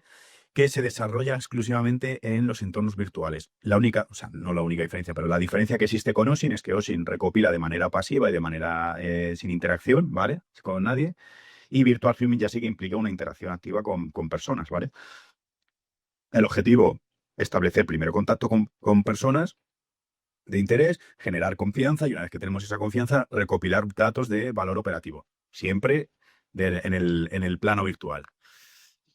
Vale, en este caso vamos a tratar Virtual Human, digamos, en tres pilares o de tres maneras, ¿no? El primer pilar o el primer método sería lo que hemos llamado, lo que llamamos internamente David y yo, ¿no? Que sigamos un poco los que estamos con el tema este, la ley del espejo, ¿vale? ¿Qué es lo que hace la ley del espejo al final? Va a activar el sesgo de similitud, ¿vale? Los objetivos o el ecosistema va a detectar patrones familiares, ¿vale? Nos va a ver como uno de ellos y nos va a bajar el nivel de amenaza, ¿vale? Esto nos va a permitir entrar en comunidades o nos va a permitir entrar en grupos sin forzar, simplemente porque te ven como pues, que eres una persona que se parece a ellos, ¿vale? Haces actividad compatible o parecida a la que hace ese tipo de ecosistema. ¿Cómo lo hacemos? Pues dependiendo del ecosistema, pues imitamos un poco su lenguaje, su jerga, sus expresiones, diminutivos, emojis. Aquí entra también un poco, ya no solo el ecosistema, sino el nivel social o el nivel el rango de edad, ¿vale? Adoptamos estéticas, estéticas de avatares, estéticas de contenido, estéticas a la hora de hablar, símbolos, costumbres, ¿vale? Y digamos, ajustamos un poco, pues eso, las emociones, o sea, tampoco que nos tenemos que parecer un poco a ellos. Cuando ellos están celebrando, están exaltados, pues bueno, hay que estar así. Y cuando ellos están tranquilos o están, ¿no?, reflexivos, pero de reflexión, pues hay que estar como ellos, ¿vale? No, no, hay que ir un poco a lo que hace el ecosistema, parecernos al ecosistema. Errores a evitar en este caso, ¿no? En la ley del espejo. Primero, imitar burdamente, porque al final quien imita, o sea, quien hace lo mismo que el otro, ¿vale? Lo que acaba pareciendo es que es un falso o un manipulador. Tú lo que quieres es al final, o sea, estás haciendo que regalarme los oídos para conseguir algo, ¿no? O sea, pareces adulador, parece que estás adulándome, ¿vale? Con qué bueno eres o para conseguir algo, ¿vale? Muchas veces, cuando nos queremos parecer a ellos, contamos historias que pueden activar desconfianza. ¿Por qué? Porque cogemos y contamos una historia forzada que luego la pueden comprobar y ver que no es así, o podemos introducir ideas que no van con el ecosistema. Entonces, pues bueno, hay que, digamos, un poco tener cuidado, evitar ese tipo de errores. O sea, hay que parecerse a ellos, pero sin imitarlos y sin pasarnos un poco de frenada. El otro pilar, digamos, tenemos la doctrina de la sombra, ¿vale? Que lo que, digamos, el funcionamiento o lo que vamos a hacer con este tipo de doctrina es desactivar las defensas del objetivo, ¿vale? Las defensas naturales, es decir, el que alguien te vea como algo extraño, ¿vale? Vamos a hacer que el ecosistema nos vean como aprendices o como hermanos pequeños, ¿vale? Que lo que nos vamos a mostrar como, pues eso, alguien que queremos que alguien que nos enseñe. Y yo, de toda la experiencia que tengo bueno, lo habréis visto a nivel personal, a vosotros también os habrá pasado que cuando alguien te viene con una duda y no sabe cómo hacer o qué hacer, si tú sabes, te vienes como un poco arriba y te quieres hacer sentir profesor, ¿vale? Y como que cuentas cosas o haces cosas que no harías con una persona de tu mismo nivel, en este caso, nivel y de conocimientos, ¿vale? Entonces, pues bueno, el ir un poco así, como hermano menor o como alguien que está aprendiendo, nos puede abrir muchas puertas también. Y sobre todo, en los grupos o en las comunidades nos va a permitir recopilar información porque vas a ver quién son los líderes, quién hace conflicto con quién, la gente que quiere enseñar muchas veces va a pasarse de frenado, va a enseñar cosas que no debería. Y a través de esa recopilación o esa observación que vamos a hacer dentro de esas comunidades, esos ecosistemas, vamos a poder obtener muchísimos datos, ¿vale? Vamos a ser visibles, pero sin llamar la atención. Persona gris, total. ¿Cómo lo vamos a hacer? Pues con una presencia controlada, ¿vale? No vamos, obviamente, a liderar conversaciones ni en un grupo ni con una persona individualmente. Vamos a observar y hablar, tampoco observar y no hablar porque nos van a echar, van a pensar que estamos ahí inactivos, ¿vale? Hay que hablar, hay que interactuar de vez en cuando y vamos siempre a tener una curiosidad, vamos siempre a preguntar más de lo que opinamos. Y sobre todo eso, nos vamos a posicionar como alguien que se deja enseñar. Los errores a evitar, pues intervenir demasiado rápido, no vamos. O sea, intentar liderar debates, que a veces nos pasa que queremos liderar, y mostrar conocimientos excesivos, ¿vale? Siempre por debajo de los líderes en este caso. Y por último, el último pilar, digamos que sería el de empatía doctrinal controlada, ¿vale? Con esto lo que vamos a hacer es activar un poco la zona de confort ideológico de este tipo de personas. Cuando alguien ve que tú criticas lo mismo que critican ellos o que sigues los mismos principios que siguen ellos, ¿vale? Pues es como que eres uno de los suyos. Entonces, pues bueno, baja un poco la defensa y te ven como una persona, pues, confiable, por así decir. Y como que estás, pues eso, proceso de purificación o de aprendizaje. Esto, digamos, es lo que te va a permitir acceder a círculos cerrados. ¿Por qué? Porque tú vas a entrar, digamos, en una primera comunidad y van a ver, pues, que no eres una persona O sea, que sigues sus principios, que estás de acuerdo y pues si hacen algo más o hacen grupos de luego más de captación, ¿vale? Pues vas a empezar a acceder a ese tipo de círculos haciendo esta técnica, ¿vale? ¿Cómo lo vamos a hacer? Pues validando parcialmente la ideología, pero ojo, nunca sin aceptar los extremos, ¿vale? Porque al final ahí nos convertimos en lo que estamos, o sea, nos convertimos en lo que juramos defender. Entonces, pues bueno, es aceptar parte de la ideología, pero sin adoptar los extremos, porque también eso a, nos va a crear una alerta si hay otros adversarios o hay otros observadores en ese ecosistema, ¿vale? Vamos a pasar a villanos, entonces tampoco se trata de eso. Las críticas van a ser comunes y siempre controladas, ¿vale? Vamos a criticar objetivos que estén en contra de ese ecosistema. Y al igual que hemos estado hablando anteriormente, vamos a estar siempre en una postura de búsqueda, vamos a estar siempre como alguien interesado, alguien curioso, ¿vale? Los errores, no contradecir directamente los principios, no mostrar superioridad, ¿vale? Tanto yo sé más que tú de esto, académico, teológico, mediático, o incluso no creernos, que este es un error que muchas veces cometemos, decir, cuando alguien dice, yo me voy de viaje a Barcelona, y dices, pues yo me voy a Bali, y dices, queda muy feo eso, o sea, el que te ha contado eso con toda su intención, ¿vale? Si tú le superas, quedas muy mal. Entonces, es un error que hay que evitar también en el Virtual Humming, decir, oye, no mostrar superioridad, porque se trata de abrirnos puertas, no de cerrárnosla. ¿De acuerdo? En sí, los tres principios, la ley del espejo es imitar lo que hace el ecosistema o las personas que están dentro. La doctrina de la sombra es pasar desapercibido, ¿vale? Parecer uno más, pero que no, que si hay que acusar a alguien o hay que, o algo, o tiene que ocurrir algo dentro del ecosistema, nadie te señala a ti. Y la empatía es acabar siendo uno de ellos, adoptar sus costumbres, adoptar su ideología y parecer uno de ellos para seguir escalando o para seguir entrando o manteniéndote en ese ecosistema, ¿vale? ¿Cómo debe ser el comportamiento de Virtual Humming? Pues a ver, yo siempre lo he dicho, hay que ser valiente. O sea, de nada, yo he probado varias técnicas y no sirve de mucho el hacerse el muerto o el entrar ahí y ver a ver qué pasa. El comportamiento tiene que ser valiente, tiene que mostrar coraje. Y si lo hacemos mal, pues es volver a empezar y ya está, ¿vale? Hay que mostrar seguridad, hay que mostrar presencia en un grupo, pero sin parecer nunca provocador, no ser el que escale los conflictos, ¿vale? Hay que escribir a la gente tanto en un grupo como en privado. O sea, el líder nos tiene que ver en un grupo, o en una comunidad, pero también nos tiene que ver en privado. Y hay que romper el hielo, ¿vale? Hay que tirarse a hablar con ella, interactuar con la gente. Cuando nos ataquen hay que defenderse con tranquilidad, o sea, tampoco con orgullo ni volverse loco, perder papeles, ¿vale? ¿Por qué? Porque al final todo esto, el coraje, digamos, el coraje controlado, la gente lo percibe como, hostia, esta persona es auténtica, ¿no? Esta persona merece la pena, ¿vale? No tener lo que hablamos, miedo a equivocarte. Lo bueno del plano virtual es que te permite fallos y te permite reposicionarte, pues, te permite borrar, te permite echarte para atrás, te permite pensar la respuesta. No es lo mismo estar hablando con una persona en directo que te dice algo y tú te lo inventas y se nota un montón que te lo estás inventando porque no le estás mirando, porque te lo estás yendo al vuelo con lo que le estás diciendo. En este caso, te permite parar, pensarlo, incluso ir a la IA, preguntarle, oye, esto es así, y poder responderle, ¿vale? Consultar recursos, validar si eso es cierto, lo que te han dicho, ¿vale? Ajustarlo un poco todo.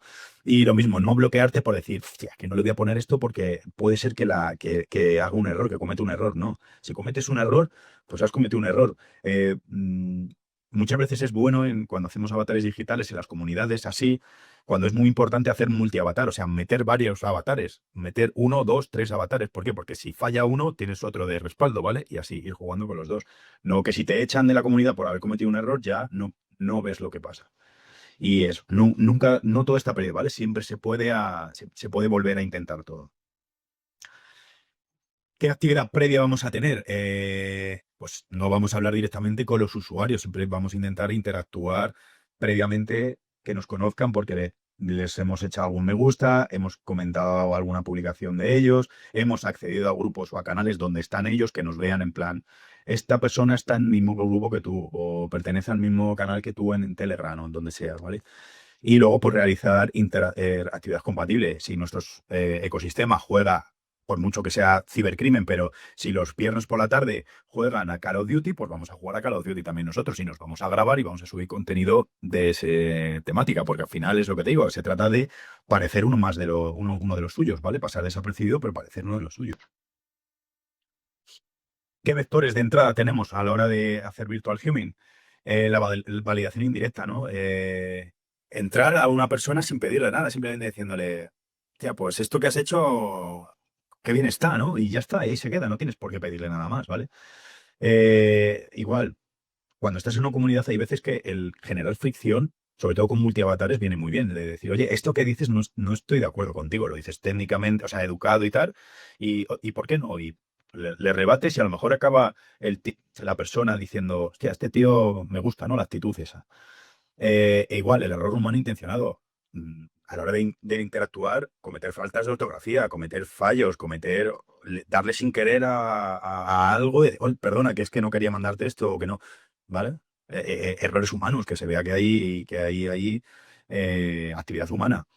Igual, muchas veces no es solo hablar directamente con una persona, se puede hacer algo juntos. Yo he tenido ecosistemas donde no he hablado directamente, me he puesto a jugar o me he puesto a ver un directo de algo y dentro del directo es donde luego pues he interactuado o más tarde después decir, oye, ¿viste el directo de esto, no? Sí, pues, ¿no? Y empiezas a interactuar a raíz de haber hecho algo juntos. Se entra, al final en Virtual Gaming, como bien decimos, no se entra preguntando, se entra encajando, ¿vale? Y fallos habituales que yo he vivido, ¿vale? Y que he visto luego en Virtual Humming es ir demasiado rápido, ¿vale? No hay prisa, muchas veces no hay prisa. O sea, tomároslo con calma. Mm, No hace falta sacarle información a palos a nadie ni que te lo tenga que decir ya. Podemos estar en un grupo tranquilamente durante meses y poder ir recolectando información, ¿vale? El exceso de preguntas directas, igual, que no parezca que le estamos haciendo un interrogatorio a una persona, ¿vale? De, oye, pero ¿y cómo te llamas? ¿Y de dónde eres? ¿Y dónde vives? No, hazle preguntas abiertas que te acabe diciendo eso, ¿de acuerdo? Lo mismo cuando hablemos con una persona, no mostrar demasiado conocimiento, porque le podemos amedrentar e incluso se nos puede cerrar en banda.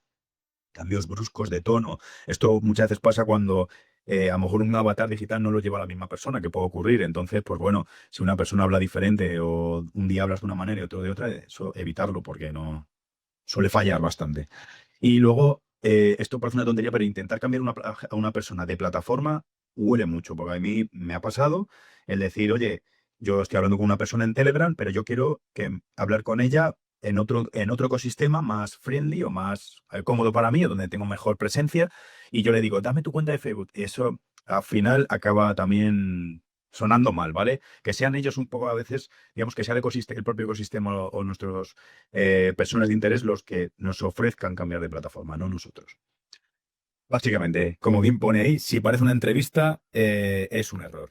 O sea que, y bueno, aquí había otra pausa, Daniel. Si alguien se siente observado ahora mismo, es normal, ¿vale?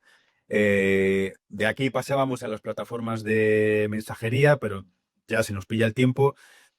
Lo voy a hacer muy rápido. Al final, donde ahora mismo donde se está haciendo más virtual humming, obviamente, es en redes sociales y plataformas como WhatsApp y como Telegram. Era pues un poco hablar de las más comunes. Que sepáis que existen muchísimas plataformas y al final es, a lo mejor no tener cuenta en todas ellas, pero saber cómo funcionan o qué funcionalidades tienen.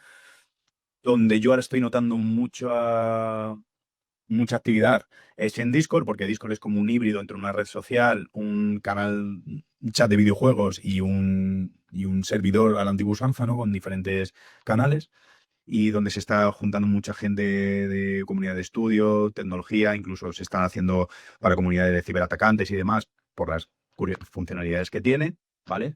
Al final funciona, pues ya os digo, como una especie de chat mezcla de red social. El problema de Discord ahora mismo es el tema de las limitaciones, como te pillen o como estés dentro de un canal que por lo que sea es violento o infringe las políticas de privacidad, tanto el servidor como todos los que están dentro van fuera, o va la redundancia, ¿vale? Los echa Discord, entonces trabajar con avatares digitales en este tipo de ecosistemas es muy complicado, de ahí la, mm, la importancia de hacer multi-avatar, por si nos echan con uno, mantenernos en otros, y ya que los bans además van hasta los 2 años, o sea que prácticamente la cuenta se nos muere, ¿vale? Y nada, un poco las ideas clave por repasar lo que hemos visto en la masterclass, sobre todo para la gente que va a hacer la misión 2, tener en cuenta que las identidades digitales que vais a hacer la misión 2 y el resto de personas, ¿vale? Que trabajéis en ciberinteligencia, son herramientas de trabajo, ¿vale? Son herramientas operativas. Una identidad digital hay que tratarla como tal y hay que cuidarla como tal, ¿vale? La coherencia y la normalidad a la hora de trabajar Virtual Human y hacer las cuentas, los avatares digitales son la mejor protección de todas, ¿vale? Ser una persona coherente y normal. La interacción humana, que sepáis que por mucho sin que haya, sigue siendo el vector crítico por donde se extrae la mayor parte de la información.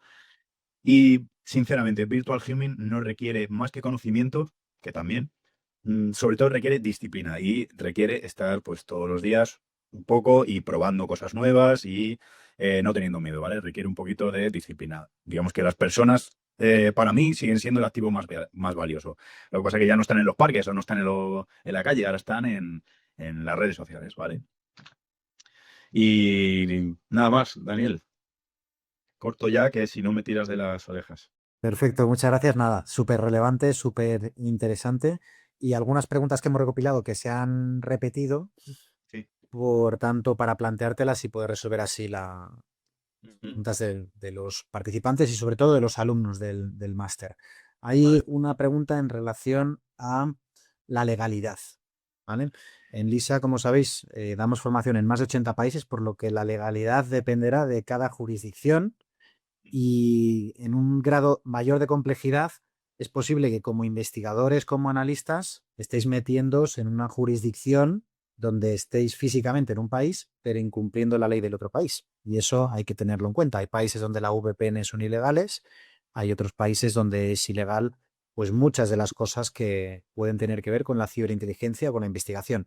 La recomendación, disclaimer, todo lo que estamos informando es para uso académico, para uso solo por aquellas personas que tienen competencias legales de llevarlo a cabo y siempre dentro de la jurisdicción oportuna. Eso es obligatorio, lo cual obliga a todos vosotros a ver en vuestra legislación dónde está la línea roja, porque esas son las reglas del juego, y sobre todo dentro de vuestra institución, porque una cosa es lo que dice la ley y otra cosa son las normas de vuestra empresa, de vuestra institución, las competencias que tiene adquiridas. Por tanto, también deberíais verificar que no estáis extralimitándoos en vuestras funciones y que, lógicamente, estáis dentro del conducto reglamentario. Eso súper crítico que cada uno de vosotros no podemos responder sobre la legalidad stricto sensu porque depende de cada caso y hay 1000 casos entre nuestra audiencia. Por lo tanto, respuesta, digamos, genérica en modo gallego, dada a Fernando Tello, que preguntaba por este tema.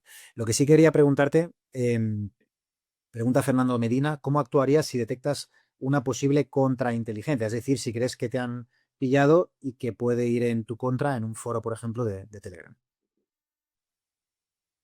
Buena pregunta porque además me ha ocurrido, ¿no? A veces de decir, de encontrarte otros adversarios, ¿no? Decir, vale, ¿ahora qué hago aquí, no? Existen diferentes salidas. Una puede ser que digas, bueno, yo lo tengo todo bajo control. Lo que decías tú, Daniel, al final yo estoy autorizado a hacer esto, pues bueno, puedo continuar. Simplemente, pues van a tener conocimiento quien sea de ello, pero al final el fin principal es detectar cibercrimen o una persona que está haciendo actividades que son ilegales y demás. Entonces, eso a nivel contrainteligencia de otros adversarios. Ahora bien, si la contrainteligencia es del propio delincuente y te han pillado y detectan que eres un analista de ciberinteligencia del cuerpo policial o del servicio que sea, pues a ver, en este caso lo que hay que hacer es abandonar, obviamente. O sea, ese perfil está muerto, está quemado. Eh, También te digo que por experiencia, o sea, ya tienes que liarla mucho, por así decir es la palabra, para que te lleguen a vincular con ello. Pero bueno, que llegado el momento, si es un adversario, puedes continuar mientras todo esté bien atado. Si es o sea, los propios actores maliciosos del ecosistema, ese perfil se desecha y si hay posibilidad, se vuelve a crear uno nuevo y se vuelve a interactuar ya con el conocimiento de los errores aprendidos, ¿no? Las lecciones aprendidas de he caído por esto, pues ahora esto no lo voy a hacer. A este tipo de masterclass y también, como sabes, entre nuestros alumnos hay responsables con mando de unidades policiales, militares o de inteligencia y me interesa también que sirva de concienciación hacia ellos, ¿no? Muchos policías, militares o analistas se encuentran sin medios para poder hacer lo que estamos explicando en esta masterclass. No tienen ni SIMs, no tienen ningún tipo de software profesional y les piden resultados que requieren pues ciertas medidas de autoprotección. ¿Cuál sería tu consejo para esos responsables de los que depende el poder dar herramientas, dispositivos, ordenadores, routers que no tengan una IP directa de la institución para poder hacer de una forma mucho más segura este tipo de operaciones? Es buena pregunta porque además digamos que la formación que yo estoy acostumbrado a dar o que suelo dar, obviamente es un perfil muy técnico, ¿no? Por así decir, a este tipo de formaciones suele venir el técnico, ¿no? El que, como bien dices tú, necesita un ordenador, necesita un móvil, necesita una SIM, necesita diferentes elementos que cuestan un dinero. Tampoco son excesivamente caros, pero bueno, necesitas una financiación o un dinero para eso. ¿Qué ocurre? Claro que cuando ese técnico le dice al superior que tiene por encima, oye, necesito X dinero para esto, es muy importante que el que está por encima suya hable el mismo idioma, ¿vale? Y diga, vale, soy consciente de que una VPN es muy importante, de que una tarjeta SIM es súper importante y de que un ordenador, obviamente, un teléfono que no sea primer precio de una tienda de electrónica es muy importante porque los resultados se van a ver. Entonces, sí que recomendaría que se hiciera inversión, ¿vale? Porque ya os digo que no es tampoco una inversión muy grande, pero sí que se hiciera inversión y que quien tenga que decidir sobre esa inversión vea el potencial que existe de extracción de información pues, a través de Virtual Human, a través de OSINT, SOCMINT, la disciplina que sea, ¿no? Pero sí es verdad que muchas veces es necesario que el técnico reciba la formación, pero que también el que está por encima, el superior, y el que va a recibir luego el feedback de todo esto, baje un momento a ver cómo se hace, ¿vale? Y vea que con poco, porque al final yo os digo que muchas cosas que hemos visto es buscarse la vida y con poco dinero, incluso unas que son gratuitas, se puede conseguir muchísima información y que pongan en valor y decir, ¿qué me costaría comprarle a una persona un ordenador y pagarle la suscripción de una IA cualquiera? ¿Qué me costaría en contrapartida a desplegar 4 personas en un ambiente físico, con 4 coches, con 4 equipos, ¿no? De comunicaciones, etcétera? O sea, siempre va a rentar, siempre va a merecer la pena. Muchas gracias por la respuesta. Unas últimas preguntas que han planteado algunos de los alumnos del máster. Sandra Villarín pregunta, ¿cómo de seguro es dar información a la IA teniendo en cuenta que se recopila mucha, si no toda, de esa información y que ya existen exfiltraciones de datos por parte de las bases de datos que usan los LLMs? A ver, hablamos que al final la información que le estamos dando a la IA, a los agentes IA en este caso, es información de un avatar o de una persona, por así decir, ficticia, ¿no? O sea, no es lo mismo que decir, no, mira, yo me llamo Javier y vivo aquí y soy de aquí y le voy a subir una fotografía mía para que me haga un collage o para que me haga, ¿no? Ahí digamos que esa exposición sí que es mucho más grave. En este caso, el darle datos de un avatar a la IA no lo veo tan crítico, aún así, obviamente no se le dan todos los datos. Por el tema de, más bien de lo que has comentado al final de la exfiltración, porque que alguien sea capaz de escudriñar una IA y decir, no, es que este avatar digital operativo pertenece a X servicio de inteligencia o a X persona, a X analista, ¿no?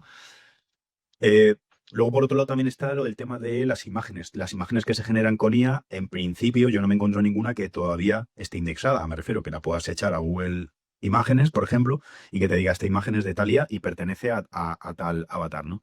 Entonces, es un problema, obviamente, pero no lo veo tan grave siempre y cuando pongamos algún no, entre medias, alguna contramedida de decir, oye, no le voy a dar todos los datos reales de la biodata, pero sí que le voy a decir que mi perfil se llama Alberto, que es aficionado al gimnasio y que necesito contenido temático para pongamos, me lo invento, ¿no? Historia romana, ¿no?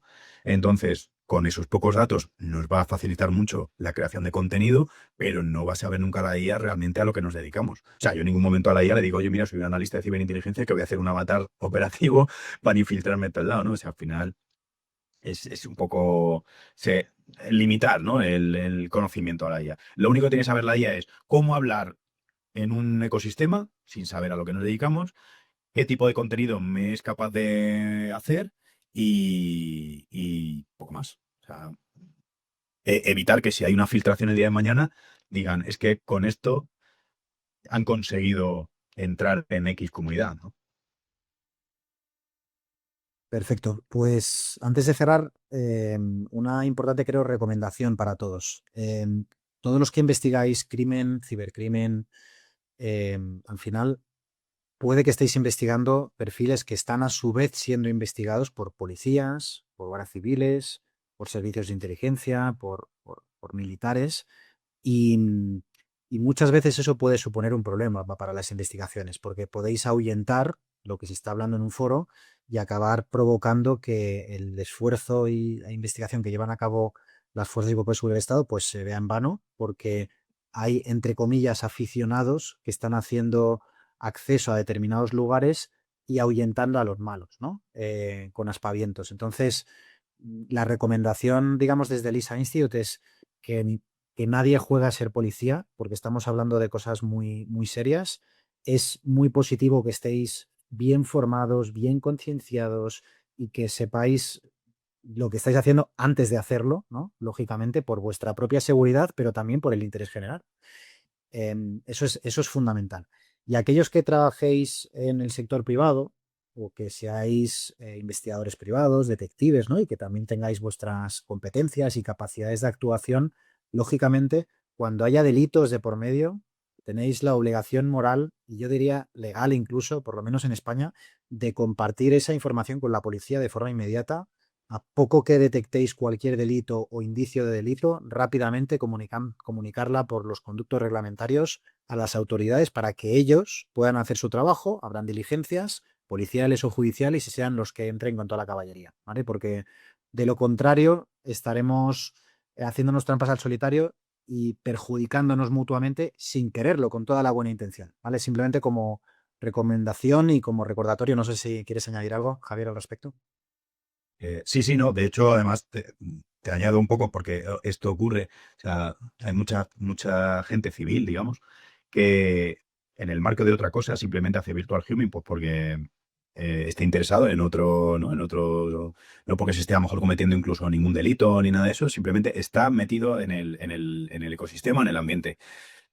Cuando encuentra ese tipo de problemas o de delitos, tanto bueno, las fuerzas y cuerpos de seguridad aquí en España, vía digital existen buzones de colaboración ciudadana. Es decir, oye, y a nosotros, o sea, yo los he tenido, los he visto, decir, oye, eh, estoy aquí y he visto esto y no pasa nada. Eso se comunica y se pone en conocimiento y se actúa. O sea, en ese caso no hay problema, no hay nada malo. Siempre que eso, legalmente, pues se siga el conducto y listo. Y muchas operaciones se han iniciado o resuelto gracias a la colaboración ciudadana. O sea que una cosa no quita la otra, Muchas ¿no? veces el hacer virtual gaming no quiere decir que no lo hago porque no estoy autorizado, no, simplemente se hace también un poco en perspectiva y cuando se encuentra de verdad el delito es cuando ya solicitas las autorizaciones o en el caso de un personal civil, es decir, oye, lo pongo en conocimiento de las autoridades. Hasta ahora no lo había encontrado, pero ahora sí. Entonces, Hay alumnos de LISA, incluso profesores del sector privado, que han ayudado a policías a sí, sí, investigar, sí. que luego se han llevado su medalla al mérito policial, pero que han sido vitales para poder hacer eso. O sea que tampoco queremos desalentar la colaboración ciudadana. Esa colaboración se agradece porque al final son un par de ojos mirando también o velando en este caso por la seguridad en Internet también. Totalmente. Perfecto. Y por último, destacar que esto del Virtual Humint tampoco es competencia exclusiva de las fuerzas y cuerpos de seguridad. Al final, la creación de avatares para poder investigar de forma segura, para poder analizar, para poder obtener información, mientras no estemos suplantando la identidad de ninguna persona física ni de ninguna persona jurídica, las posibilidades son infinitas dentro de la legalidad, por lo menos en países desarrollados o con un Estado de Derecho que se precie. Por tanto, el virtual ummint en general, el OSINT y el SOMINT son capacidades que cualquier empresa que se precie puede necesitar para muchísimas cosas. Por eso es un activo valioso y por eso lo enseñamos en nuestros programas formativos y en sesiones como esta. Lo digo por cerrar un poco el círculo Bueno, de que todo el mundo tenga claro los límites y sobre todo las ventajas, oportunidades de poder incorporar esto dentro de su organización. perfecto. Muy bien, pues por nuestra parte esto sería todo. Agradeceros vuestra participación, vuestra asistencia, vuestros comentarios, vuestras preguntas, también a los alumnos, vuestra actividad intensa a través del chat. Javier, muchísimas gracias por tu participación, por la preparación del PowerPoint, por los ejemplos, por explicar cosas tan técnicamente complejas de una forma comprensible y sencilla para que todo el mundo nos podamos hacer eco. Y por, por parte de los que han consultado sobre cómo pueden especializarse en esta materia, pues deciros que está todos los cursos y programas formativos con inscripciones abiertas publicados en la página web. El máster de la siguiente edición se inicia, como decía, el próximo 23 de marzo. Hay algunas inscripciones aún abiertas para poder inscribirse y aquellos que seáis instituciones públicas, fuerzas de cuerpo de seguridad, organismos militares, que sepáis que tenemos un servicio exclusivo para formar a este tipo de instituciones, solo tenéis que contactarnos y el equipo de atención a instituciones públicas os atenderá para poder recomendaros la mejor formación y hacer un traje a medida formativo para formar a vuestros equipos. Así que muchísimas gracias, Javier, por tu tiempo y tu generosidad y gracias a todos por acompañarnos. Nos vemos a la próxima. Buenas tardes. Muchas gracias. Buenas tardes.